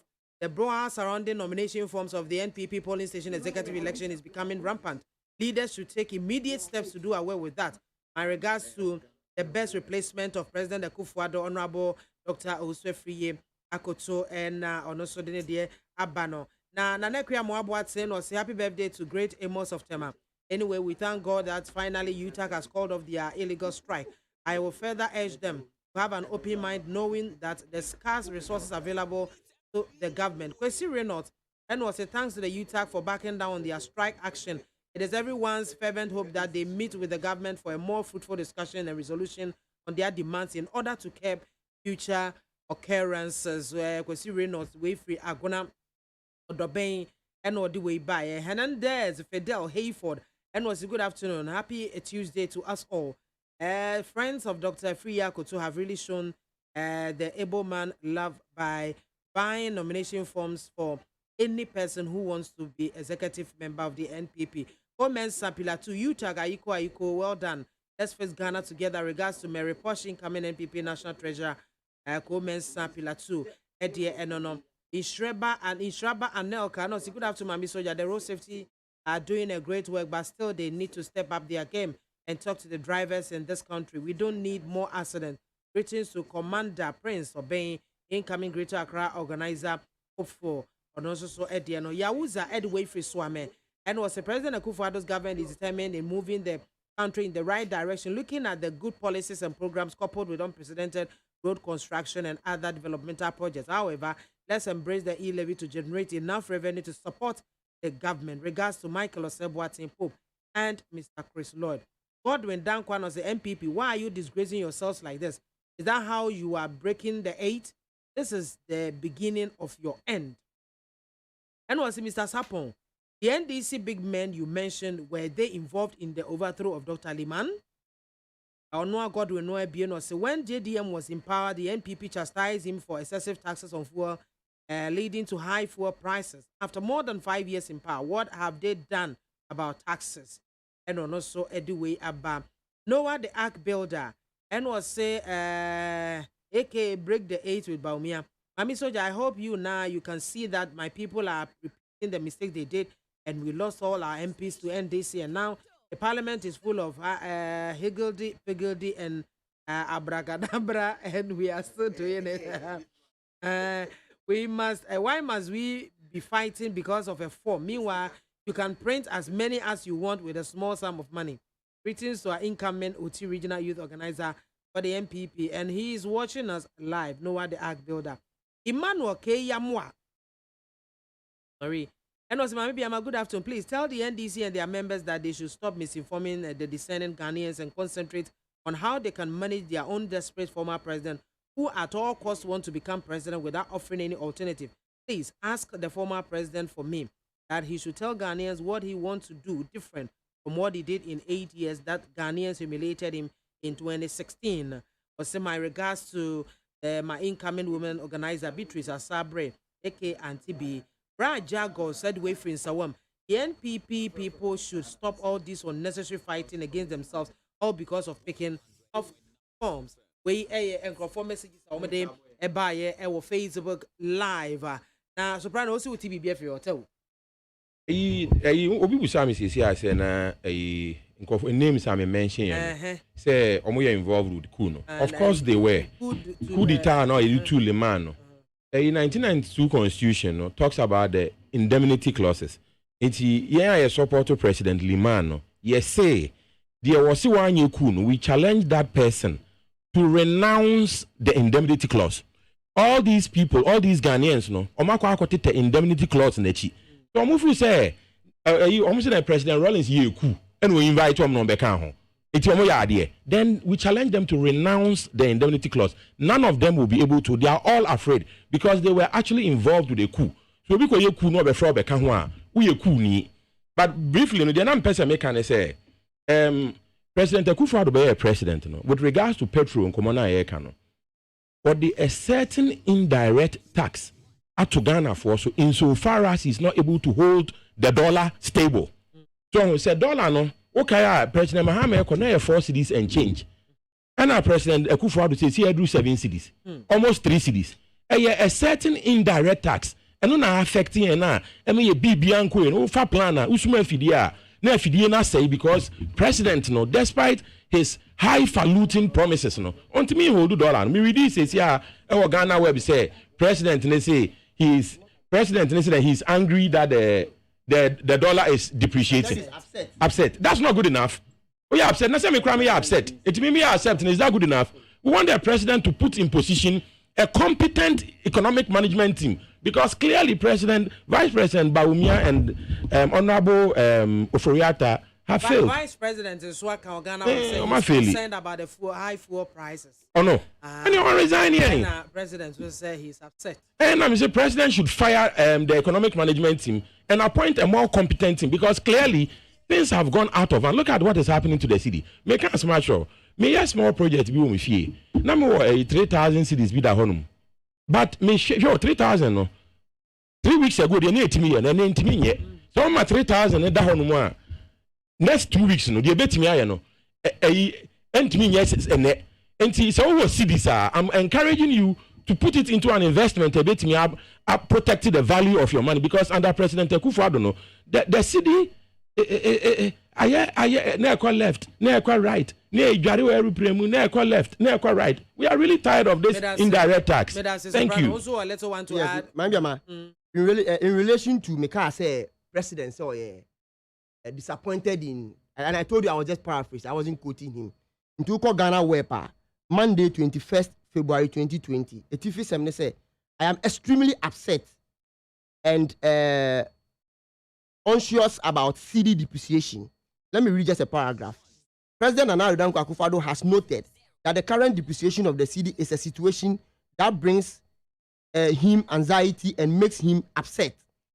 Addressing the situation for the first time last week, President said his government is making effort to arrest the decline of the CD and restore its stability. Let me just end it. So, I'm going to say to you who said the American, I'm going to say on top of that price is not. I'm expecting. No, wait. You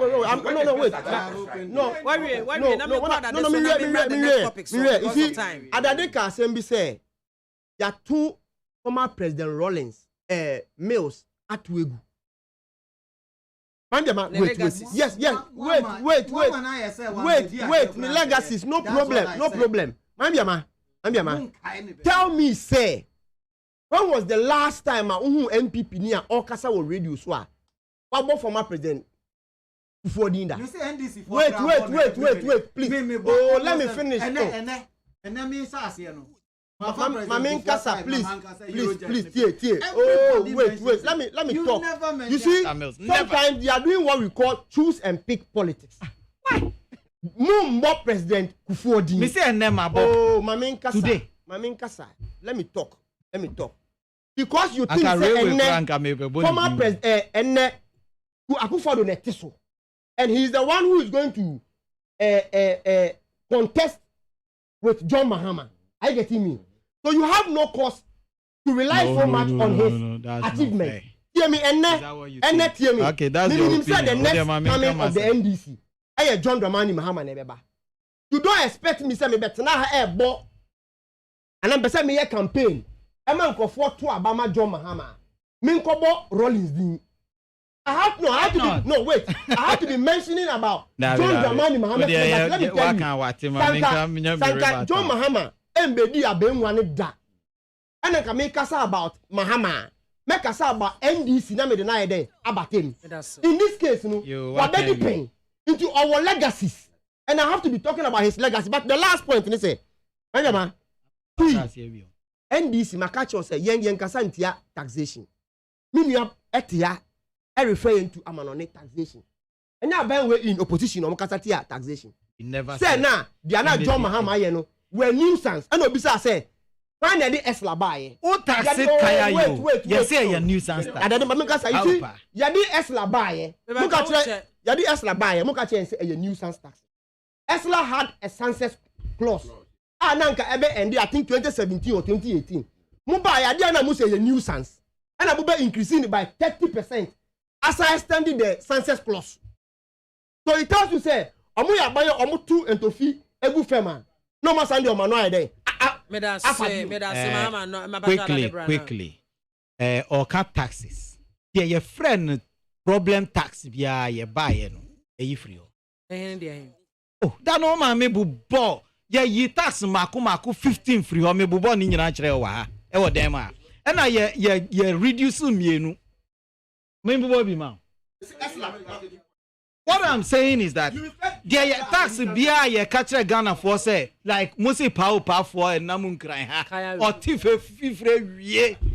Obesan ko ni 1 Ghana na wajeje no tax. Yes, your house.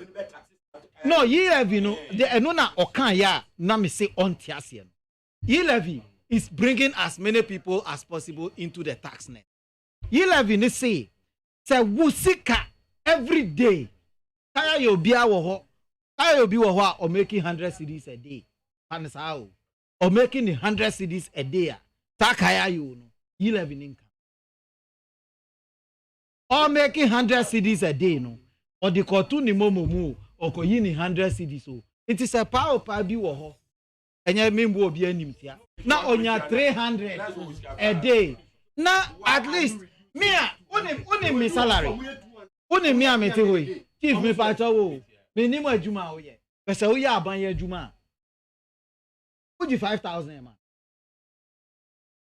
say anka wo ya aban adwuma na woni mo bi o ya aban adwuma say no mo benya 3,000 a teacher for saying and enya 3,000 a month a nurse for saying and enya 3,000 a month e wo kan say ya yes say nipa na obenya 3,000 300 11 money at the end of the month no who call you 200 cedis yeah yes see and now who call you 200 cedis I may say, and then who call you 200 cedis? Ye levy no, yeah, the amount. All Casano can say ye levy no, say a double tax. And I may be said, or say double tax. Major market triabosome. Who you sue, say? No, but you let me land, then Mammy landing myself so because they will make an own say, you see dollar and air for NDC in opposition. It's one another try do it. One, yeah, now we are we see the Nobegina. Ube kate import, right? So another say, yan yire yan na yan kasa yan produce. Nyama ya di free man on bati say ngo. Ya ko fa ngo. Ghana ni import ngo. Ya yi that tax no more friend say. 50% benchmark. Ngo who import ngo. Who be a juma ye? Grako farms ewo kumase. Or ya kosuya. Who import to kosuya from Amanoniba. Yes, ye benchmark. Mahama se on tiasia. Ye can say policies are binding the guacamuni your policy. Ebe ma yan kasa ye wine high. Benchmark value no yan train. Oh, let me tell you, he did the economic forum to do what they called a homegrown policy. Oh, maybe so. Echo him fa. Homegrown policy now. Okot na akotumbo. Expend it. Engineer akotumbo ye nuanum. Okot na senchi. Na or no or spend it Ghana sika. E move V8 bear 500. Echo gu honomono. V8 500 no petrol ye saying. Omuko wie ye no. Sa V8 bebrebe no ko wie ye IMF. Is that the what you want? Another person, no, Asembisa, they are open no. And now say, Ghana for ye say, a Juma be a Uber to me, I unimu adoa, caught now buying sawasne, and are planting for food and jobs. Do kakra, na cotton, Ubaya cash you are, and are planting for food and export. Now, dear will cash you. Now, I'm buying sawasne, may save me. Won't be until you won't be.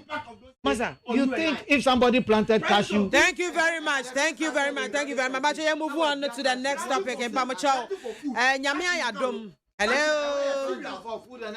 Hello. Okay, sir. Planted for food and jobs. Tree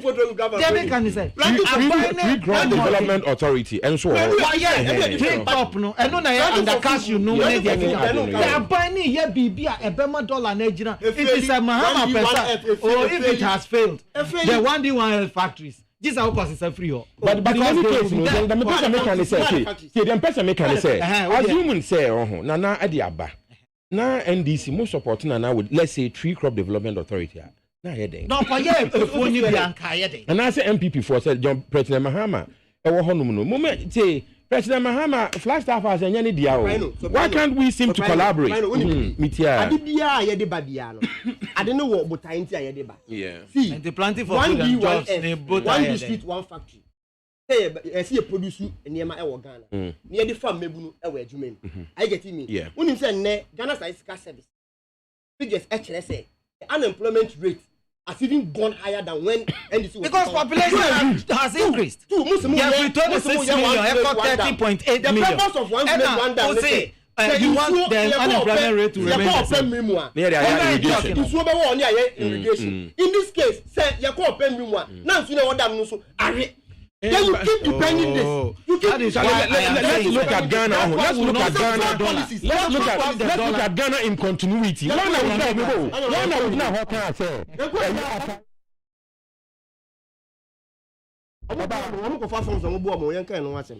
I'm just saying, the economy say Ghana let's look at the country in continuity.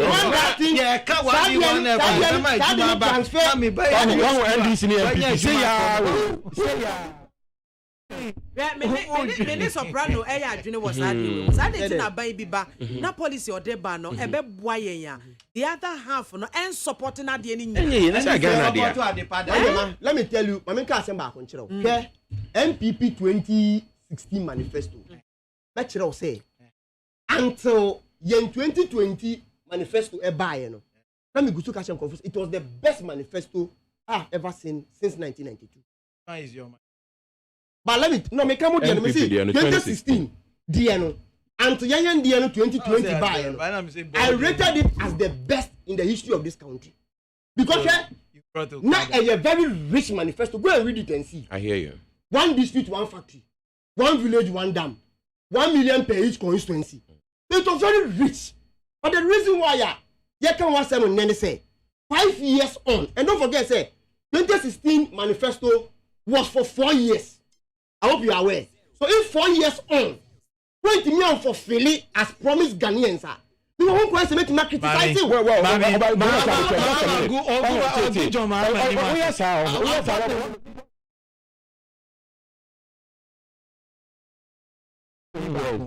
President Akufo-Addo, like other presidents, has a far-reaching vision.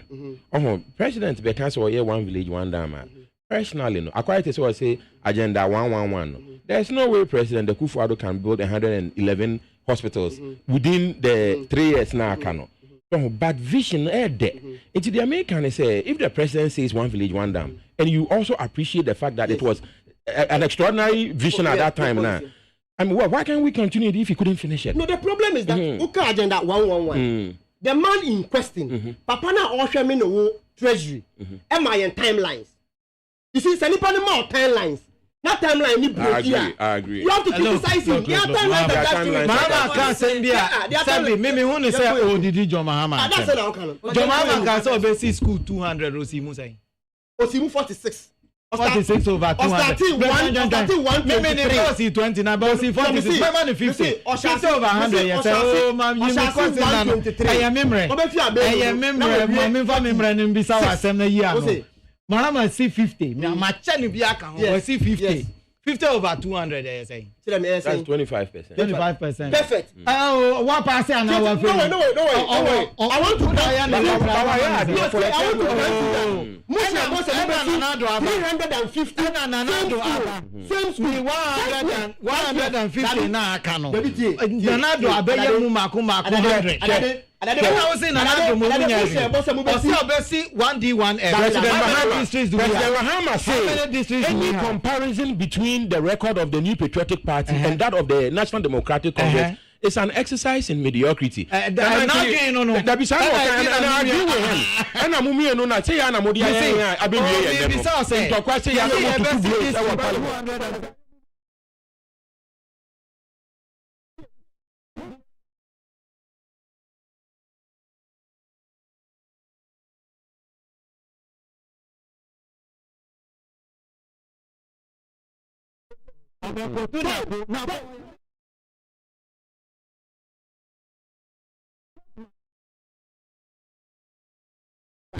see, MPP to build 350. It is not in our manifesto. Did you see it anywhere in our manifesto? 5 years. You have 200 schools in your manifesto. John Mahama, 8 years later.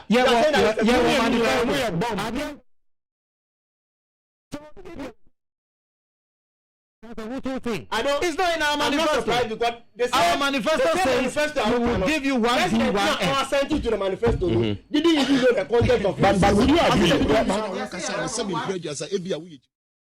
Jimmy na wajimie jai wo mo life ma wo mo no mo mfa ma wo mo bra obi bia obebu kwase ana so do be fa kwan bone so no se wotimi nya akokoduro ka sisi so se nipa ne ye na hoye no wo bo homodi se wo mfi no na wo gya na manyame a wo ma nipa na nkasa wo ne tibua edi na ne ho nto ne wate asefo sa asi so da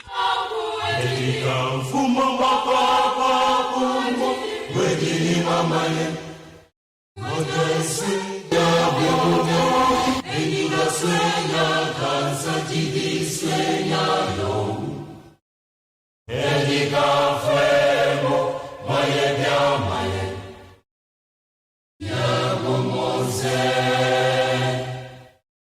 ya bomose, ya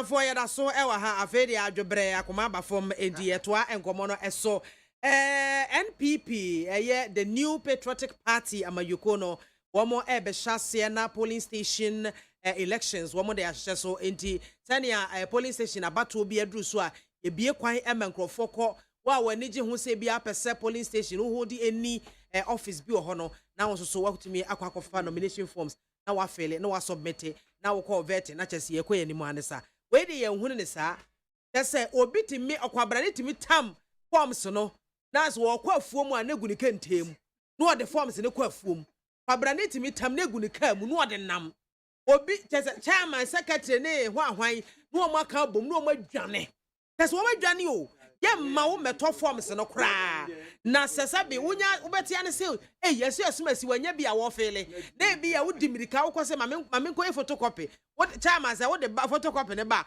menye saa die wei mɛhyɛ ase afiri adade wo so because modwosuo ne free ba saa bi na moyɛ 4 years ago ɛma enipa bi a na ɔmomanfoɔ ani gye ho sɛ wɔn bɛsan aba biem abɛgye tumi abɛboa wɔn mo eyi wo mu nyina free hɔ no na affect mo last year so obuto no 4 years na against wo mo eyi ena kakran mo amfi ena mo ye ya na obi ana mukita 160 something seats e parliament tiba form 137 afi na mo pre ho e parliament you are still committing the same mistakes Ghana force me misamo are you not learning anything from that enema na mo ye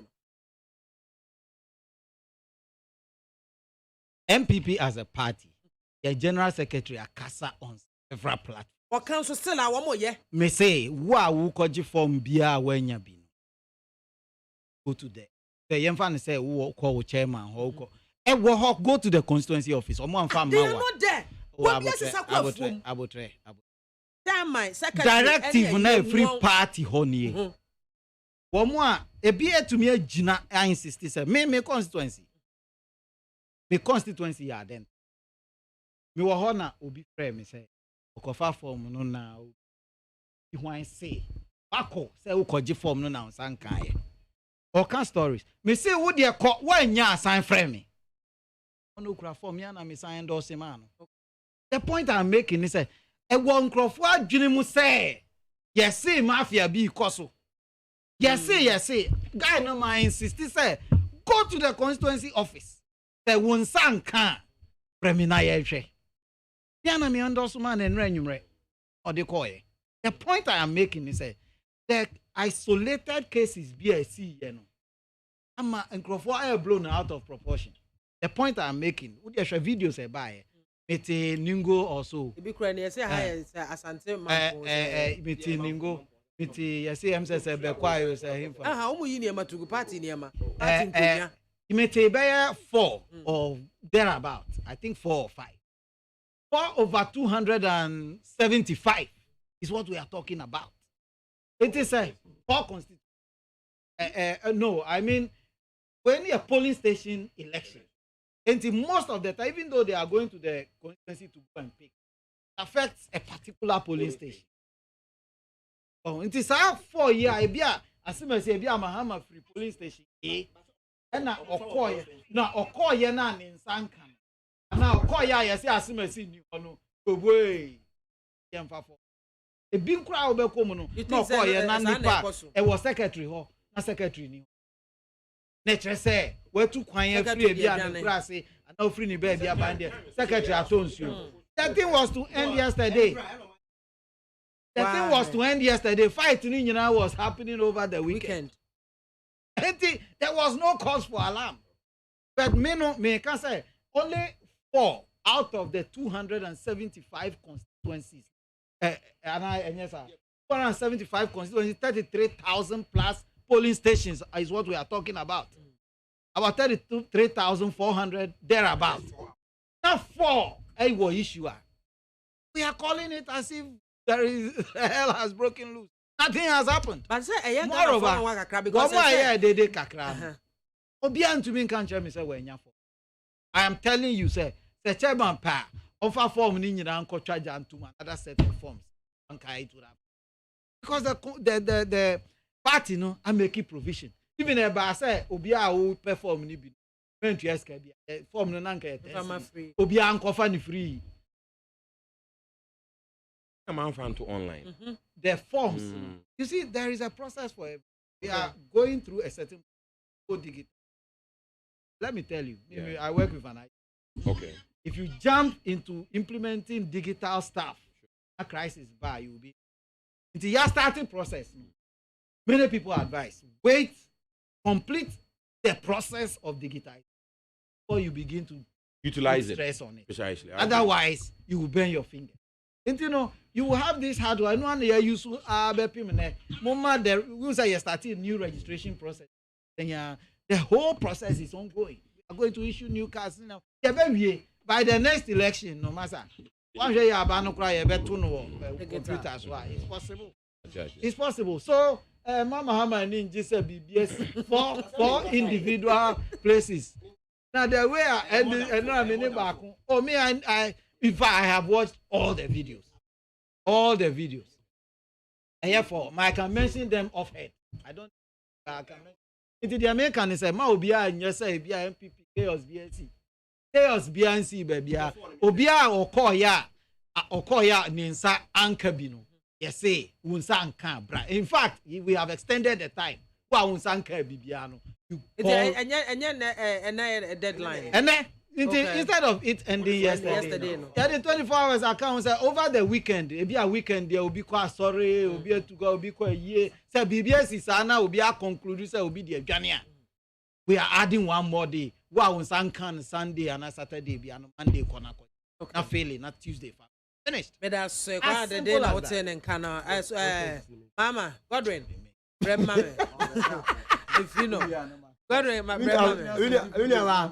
Yes, you see, we I will be fiasem in a normal sense. There was a mere day. It can be. But some of these things, and can I am fair, Pesibra. I bet my extend the abaye. It's a affairs. But unim in Cranfu, on your motto, I must say, we are more jatabi ole. Keda new banai. Jatabiole. Wama menkra aba. Anamu onyom na mumboe. Adani best. Yes. You see wakofa a lion.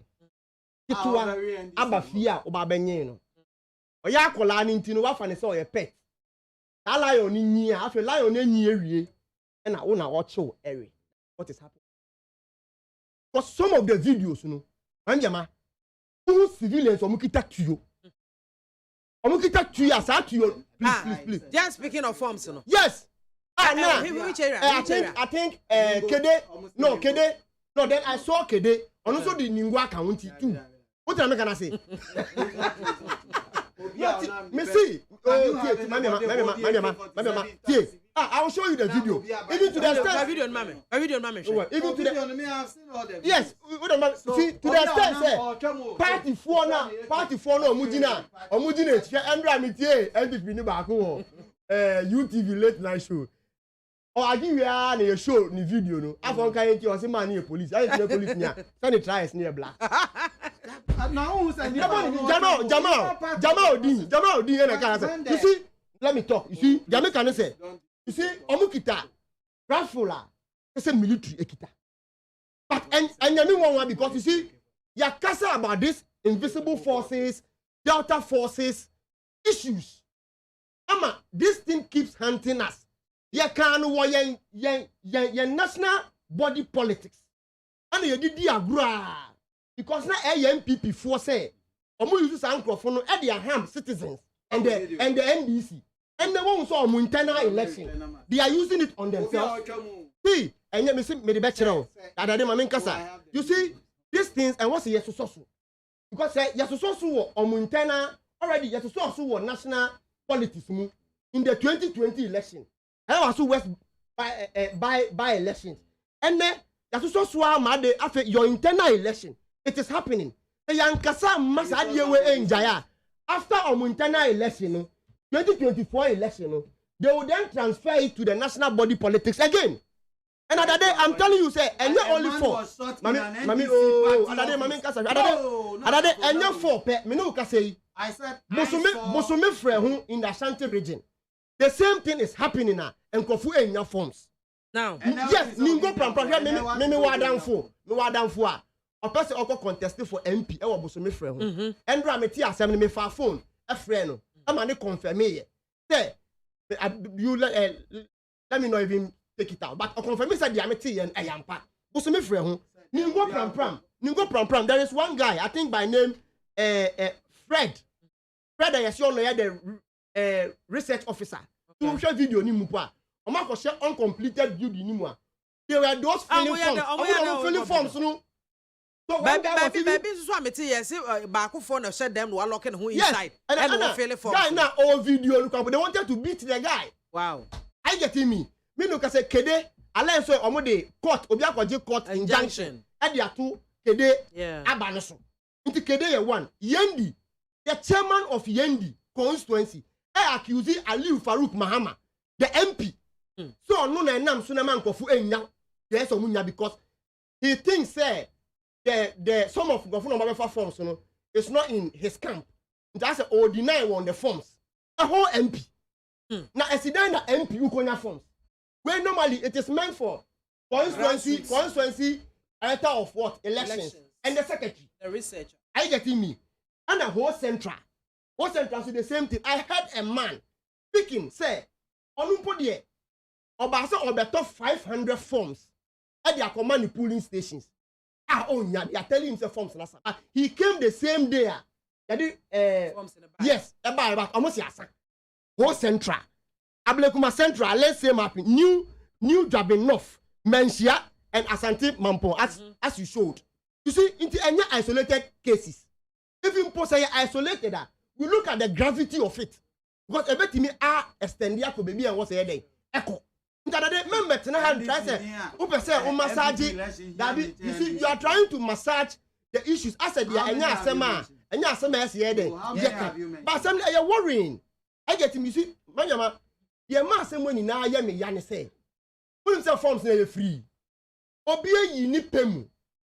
Say what top forms not them. All what you need, say, walk into your constituency offices. Like I tell say, me are interested, my forms. I don't so Danny as them. And I said, that you see, Alan Kojo Chiremantin, there were 2 forms in the car. Into what baby and Konakoji.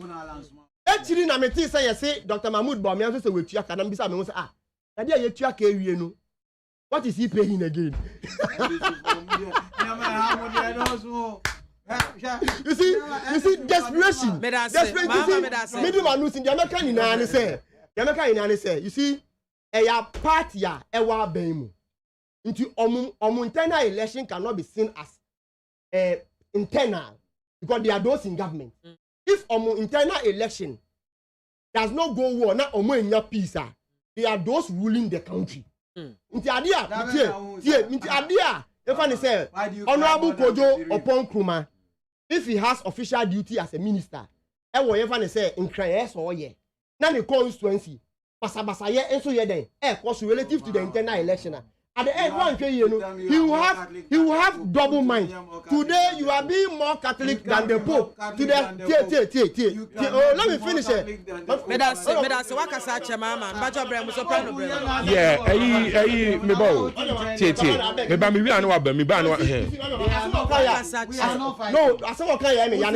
You see, I understand you say I will say I'm being more Pope than what? You are being more Catholic than the Pope. I agree with you, no problem.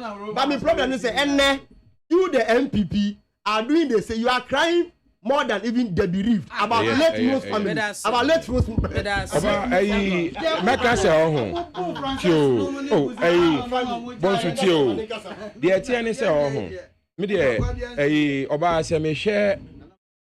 NPP for now me share polling station executive any nomination or more New Patriotic Party no man.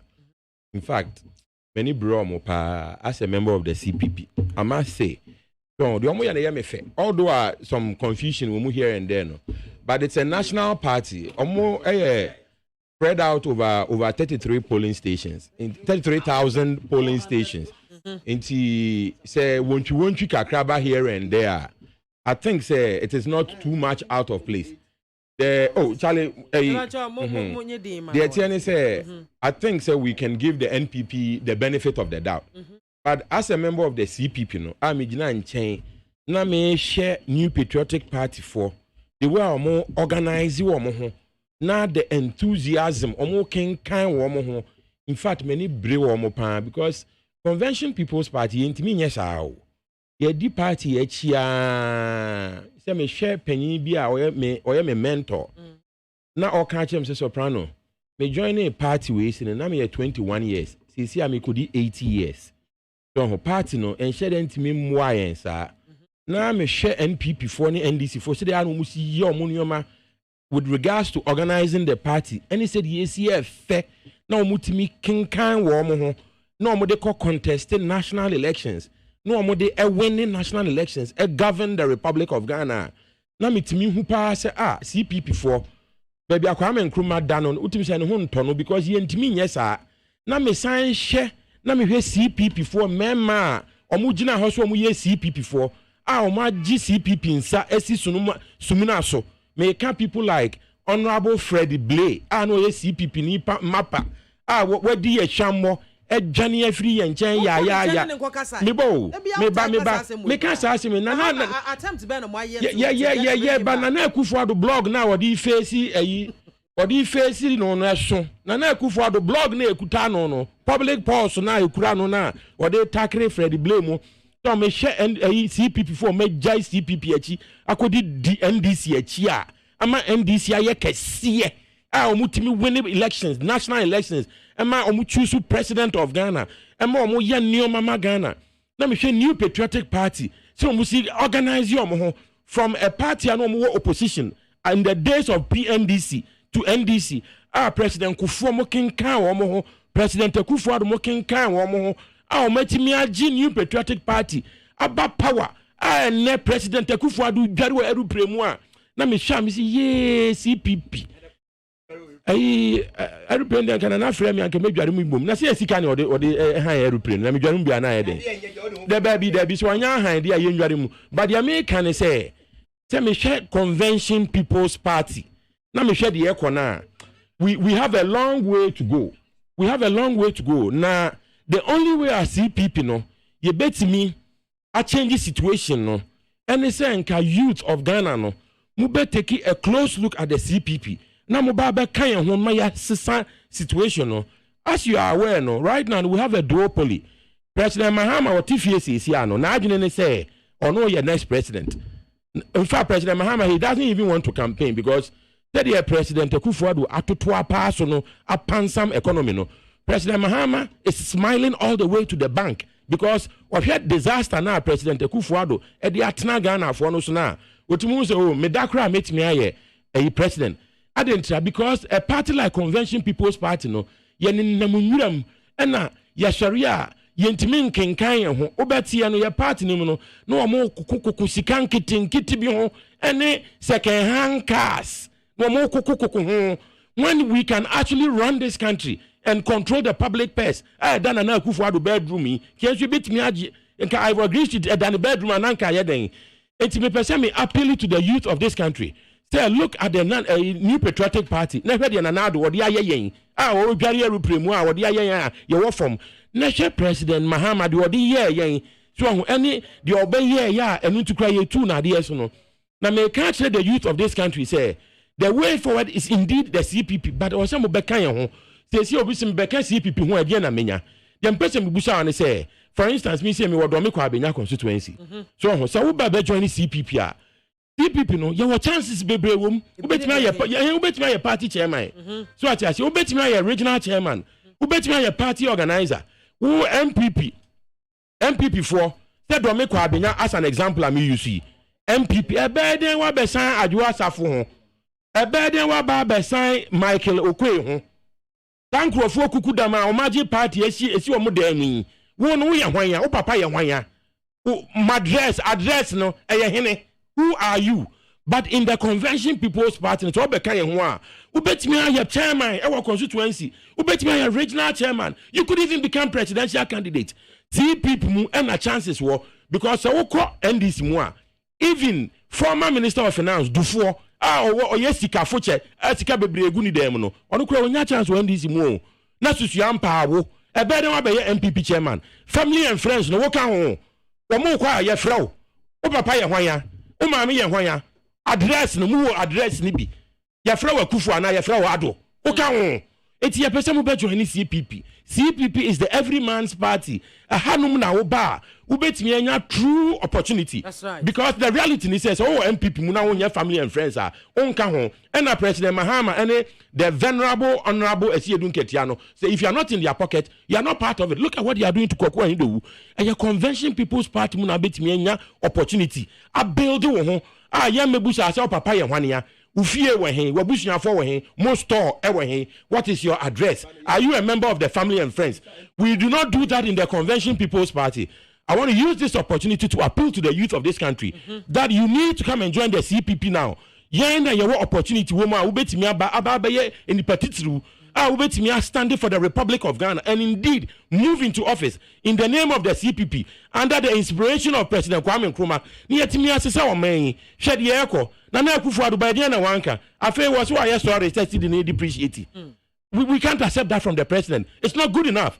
And you know, say President Mahama Babaka only honorable Elvis Efri Ankra and Eba Mikra no Mikra meti no enra minya information be from my inside sources. National Democratic Congress mu say President Mahama ba or the Elvis Efri Ankra be Minister of Foreign Affairs. Can you imagine? So answer na meti no. And not true. Okay, what can I say? But the American say ebusuafo me shred the youth. Say why don't you say we so CPP? Who so CPP na anye ya? Organization na eyo. But organization no and nipa won some no. Any nipa. Me kwa me timi nye CPP no makasa sa. I was say youth no, omo taking a risk with the CPP because there's nothing to lose. So o join CPP na anye ya, te say the OTFC a wonya wi ya, we are unemployed. But so be join CPP a. I would ban no. Vision na dey ban. Ubenya chance. And then our point of inspiration is President Kwame Nkrumah. Mr. CPP from me ankasa because tete ya wada ya 24th February. Coup d'etat until the CPP before na me ebre no. Ya wada 24th February. Wo support MPP for ye coup d'etat President Kwame Nkrumah. So I say and no ye gina ha kasa anything that be a mystery I will never stop talking about Dr. Kwesi Botwe, Professor Kwame Nahoy, the former special prosecutor Martin Amidu, Mrs. The our minds no Joyce Ayi, all of these are coup d'etat people. President before na we coup for and I make say no person coup indemnity clause na they should renounce it. But I did back one Ghana for air can say. Yeah. Right now, no more can move bobo nipa be bredi say one more yes. Say mo members nyina so adwane ekọ other parties. Yes. What are you doing to bring them back? We are appealing to them. That's all we can do. Hold on. Excuse me, Timmy.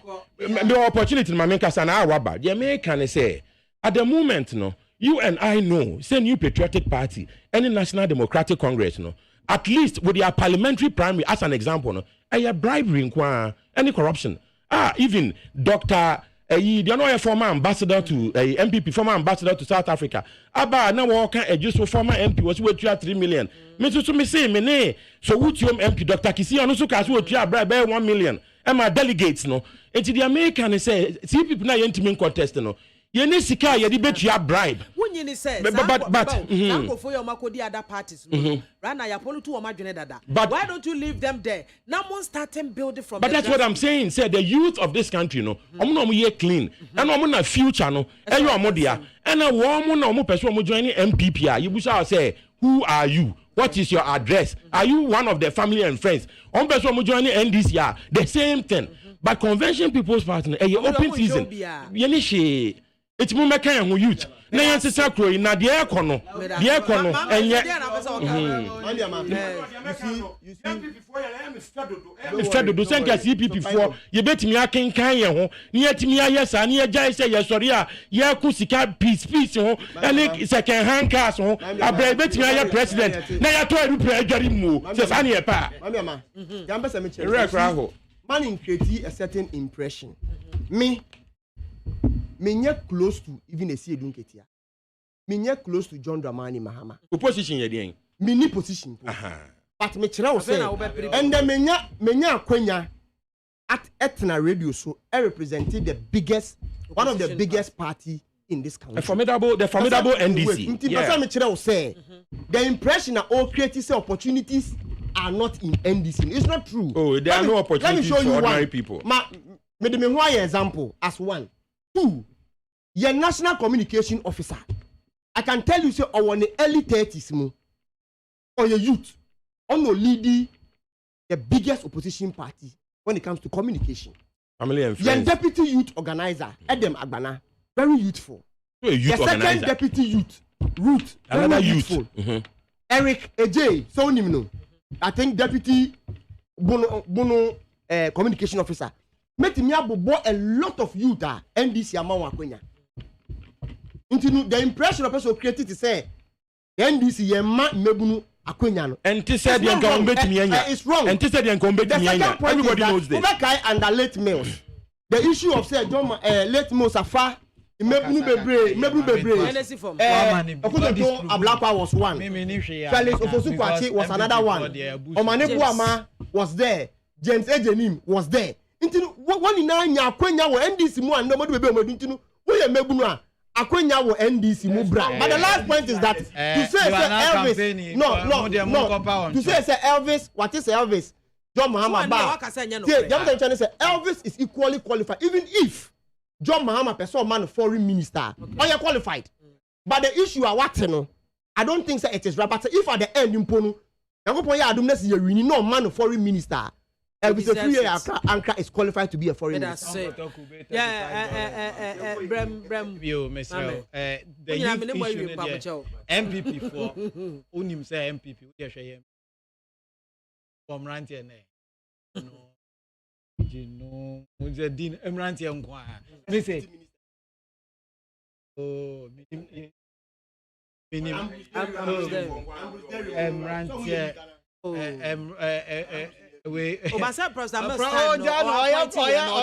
propaganda. Oh no, one to me and sustaining youth. No, me say youth be as a youth who has them na more can there. If he has the largest youth in office. Yeah, can't one more. The youth in office, and your youth are on naughty radio, so but youth in office, he has the largest number. And no, your problem. NDC for CPP for MAAME. CPP for new problem. Money problem. MAAME, remember the big names are a NDC were all CPP. I mentioned UT Mensa. The Ahoys were all CPP. In fact. MAAME Komechi, the late Atamel Sunum, Kuruso, all the majority of the topmost guys how within did they end up in the NDC? Because it's for only one reason. There's only one alliance, Anna. MAAME Ankame, Tiwe Free Honamati, Simunama, me person. Because of time. Time in your MAAME. So all you need to do is to approach them. I deal with me lady no menene be share na ya jantoa menene share GTV menene make a and Debbie say you don't have a problem, you just don't know how to approach and the MPP as a party any problem bia in this obia amfatu ankyere obia so he said the na me ka kire Mahama behind the scenes say look there were man yimu na NDC ni fa tuo party office na any pada for me anyway. Ye were hona Collins Dowda, a brother because a young nipa de kum no debia. All the point I'm making is if the party wherever there is I did ye akonya to na did ye e bafia enko for corporate there is no problem. Do you know why you don't have a chief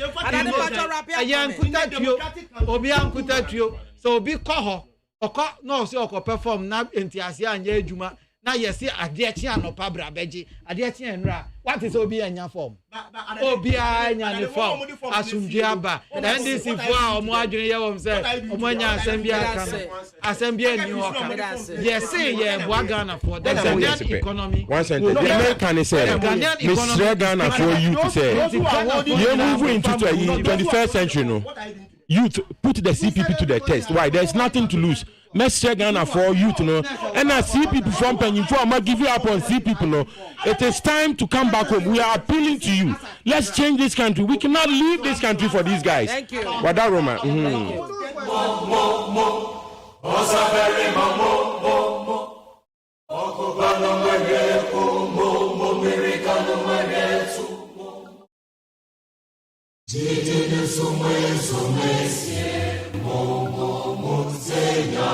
Asadaka Siankoma Panyufo and Amenuamo Esi Nkonwa Sylvester Sapo Soprano, Director of Communications CPP.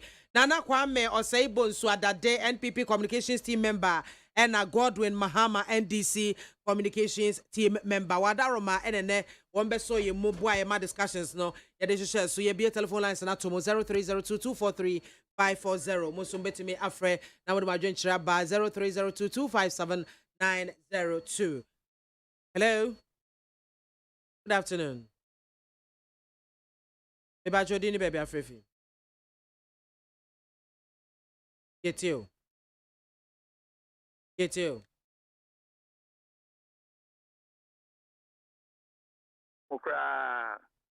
Hello. Yanko. Yanko Panisho, Papa. Mammy, in summer, Yaka, one day. Ejo drum, Pacha, Adaruma, I will do more radio, ma'am. I do more radio, ma'am. I do no wakan inside, ma'am. Nekasa, you better be bia. Aha, this side of dim, Yanko. So, Yanko Panisho, Masgaga. Ma, the baby and I are wholesome at that moment, Ghana.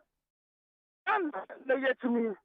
Should they use now what you live in small about Magana for yes,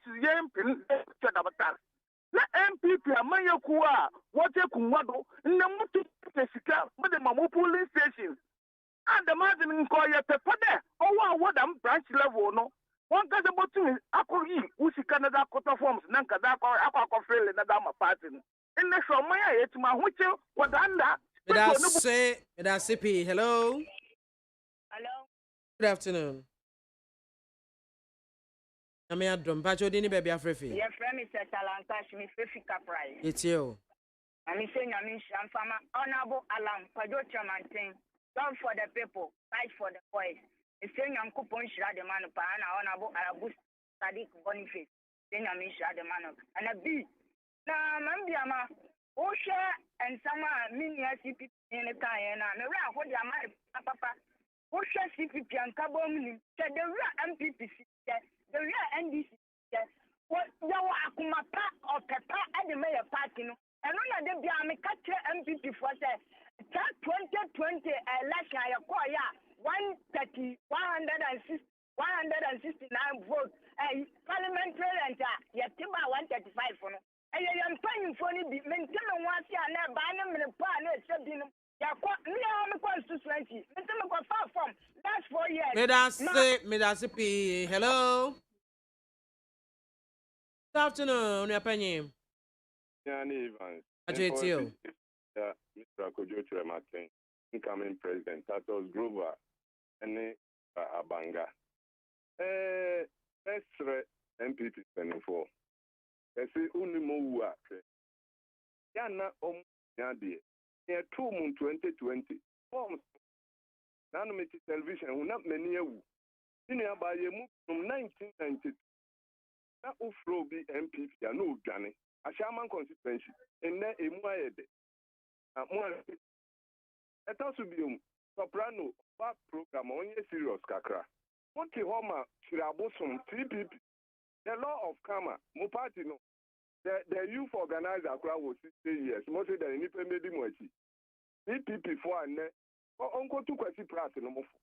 Say, Omukran Party. Then the problem. Then Mum say, Omukam, almost to bet me about Meda City. Mr. Medasi, hello. Good afternoon. Actually, it's you. mu edema the vice president Dr. Ala Baumi yes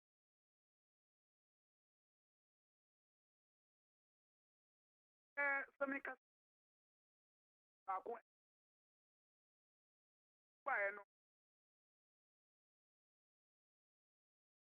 eka so be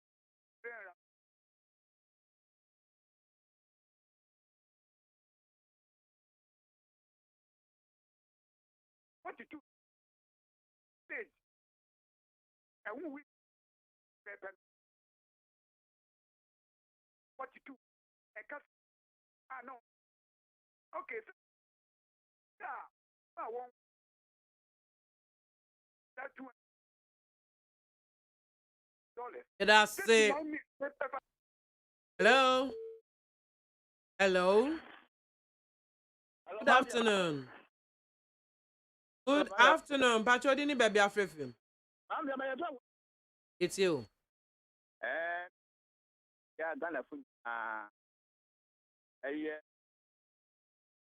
Then doc. And pap. SM. Hello. Hello. Hello, ma'am. Hey, Kasai. Hello, and yeah, this to about mamu. Ghana for almost another Bagufado. Mean them all, yes. I saw me. In a Ghana for two Obama and another Sunday. On chair, my pa, Odinoso. Master MPs, ministers, I want Memuha. Master, Omajuma. Omajuma, not Ghana for yes, not Bagufado. Yeah, they are Katamas, so I can't come on to know. A Jumana, all this show on Sano, yes. Say, actually. The baby, I am Mayo, and yet, and this from some Amuka, in Libya. I said, one to talk about, and this from Subano. I put for office, house, and this I can't say. Medasipi, 1D1F. Hello. The patronizing do Letitia Asari. Omani mo edenti sana omudema omo executive omujanye hui amadama mekano no bye bye. Medasipi maliti edie ena yede sorry so ewo ensemno emo.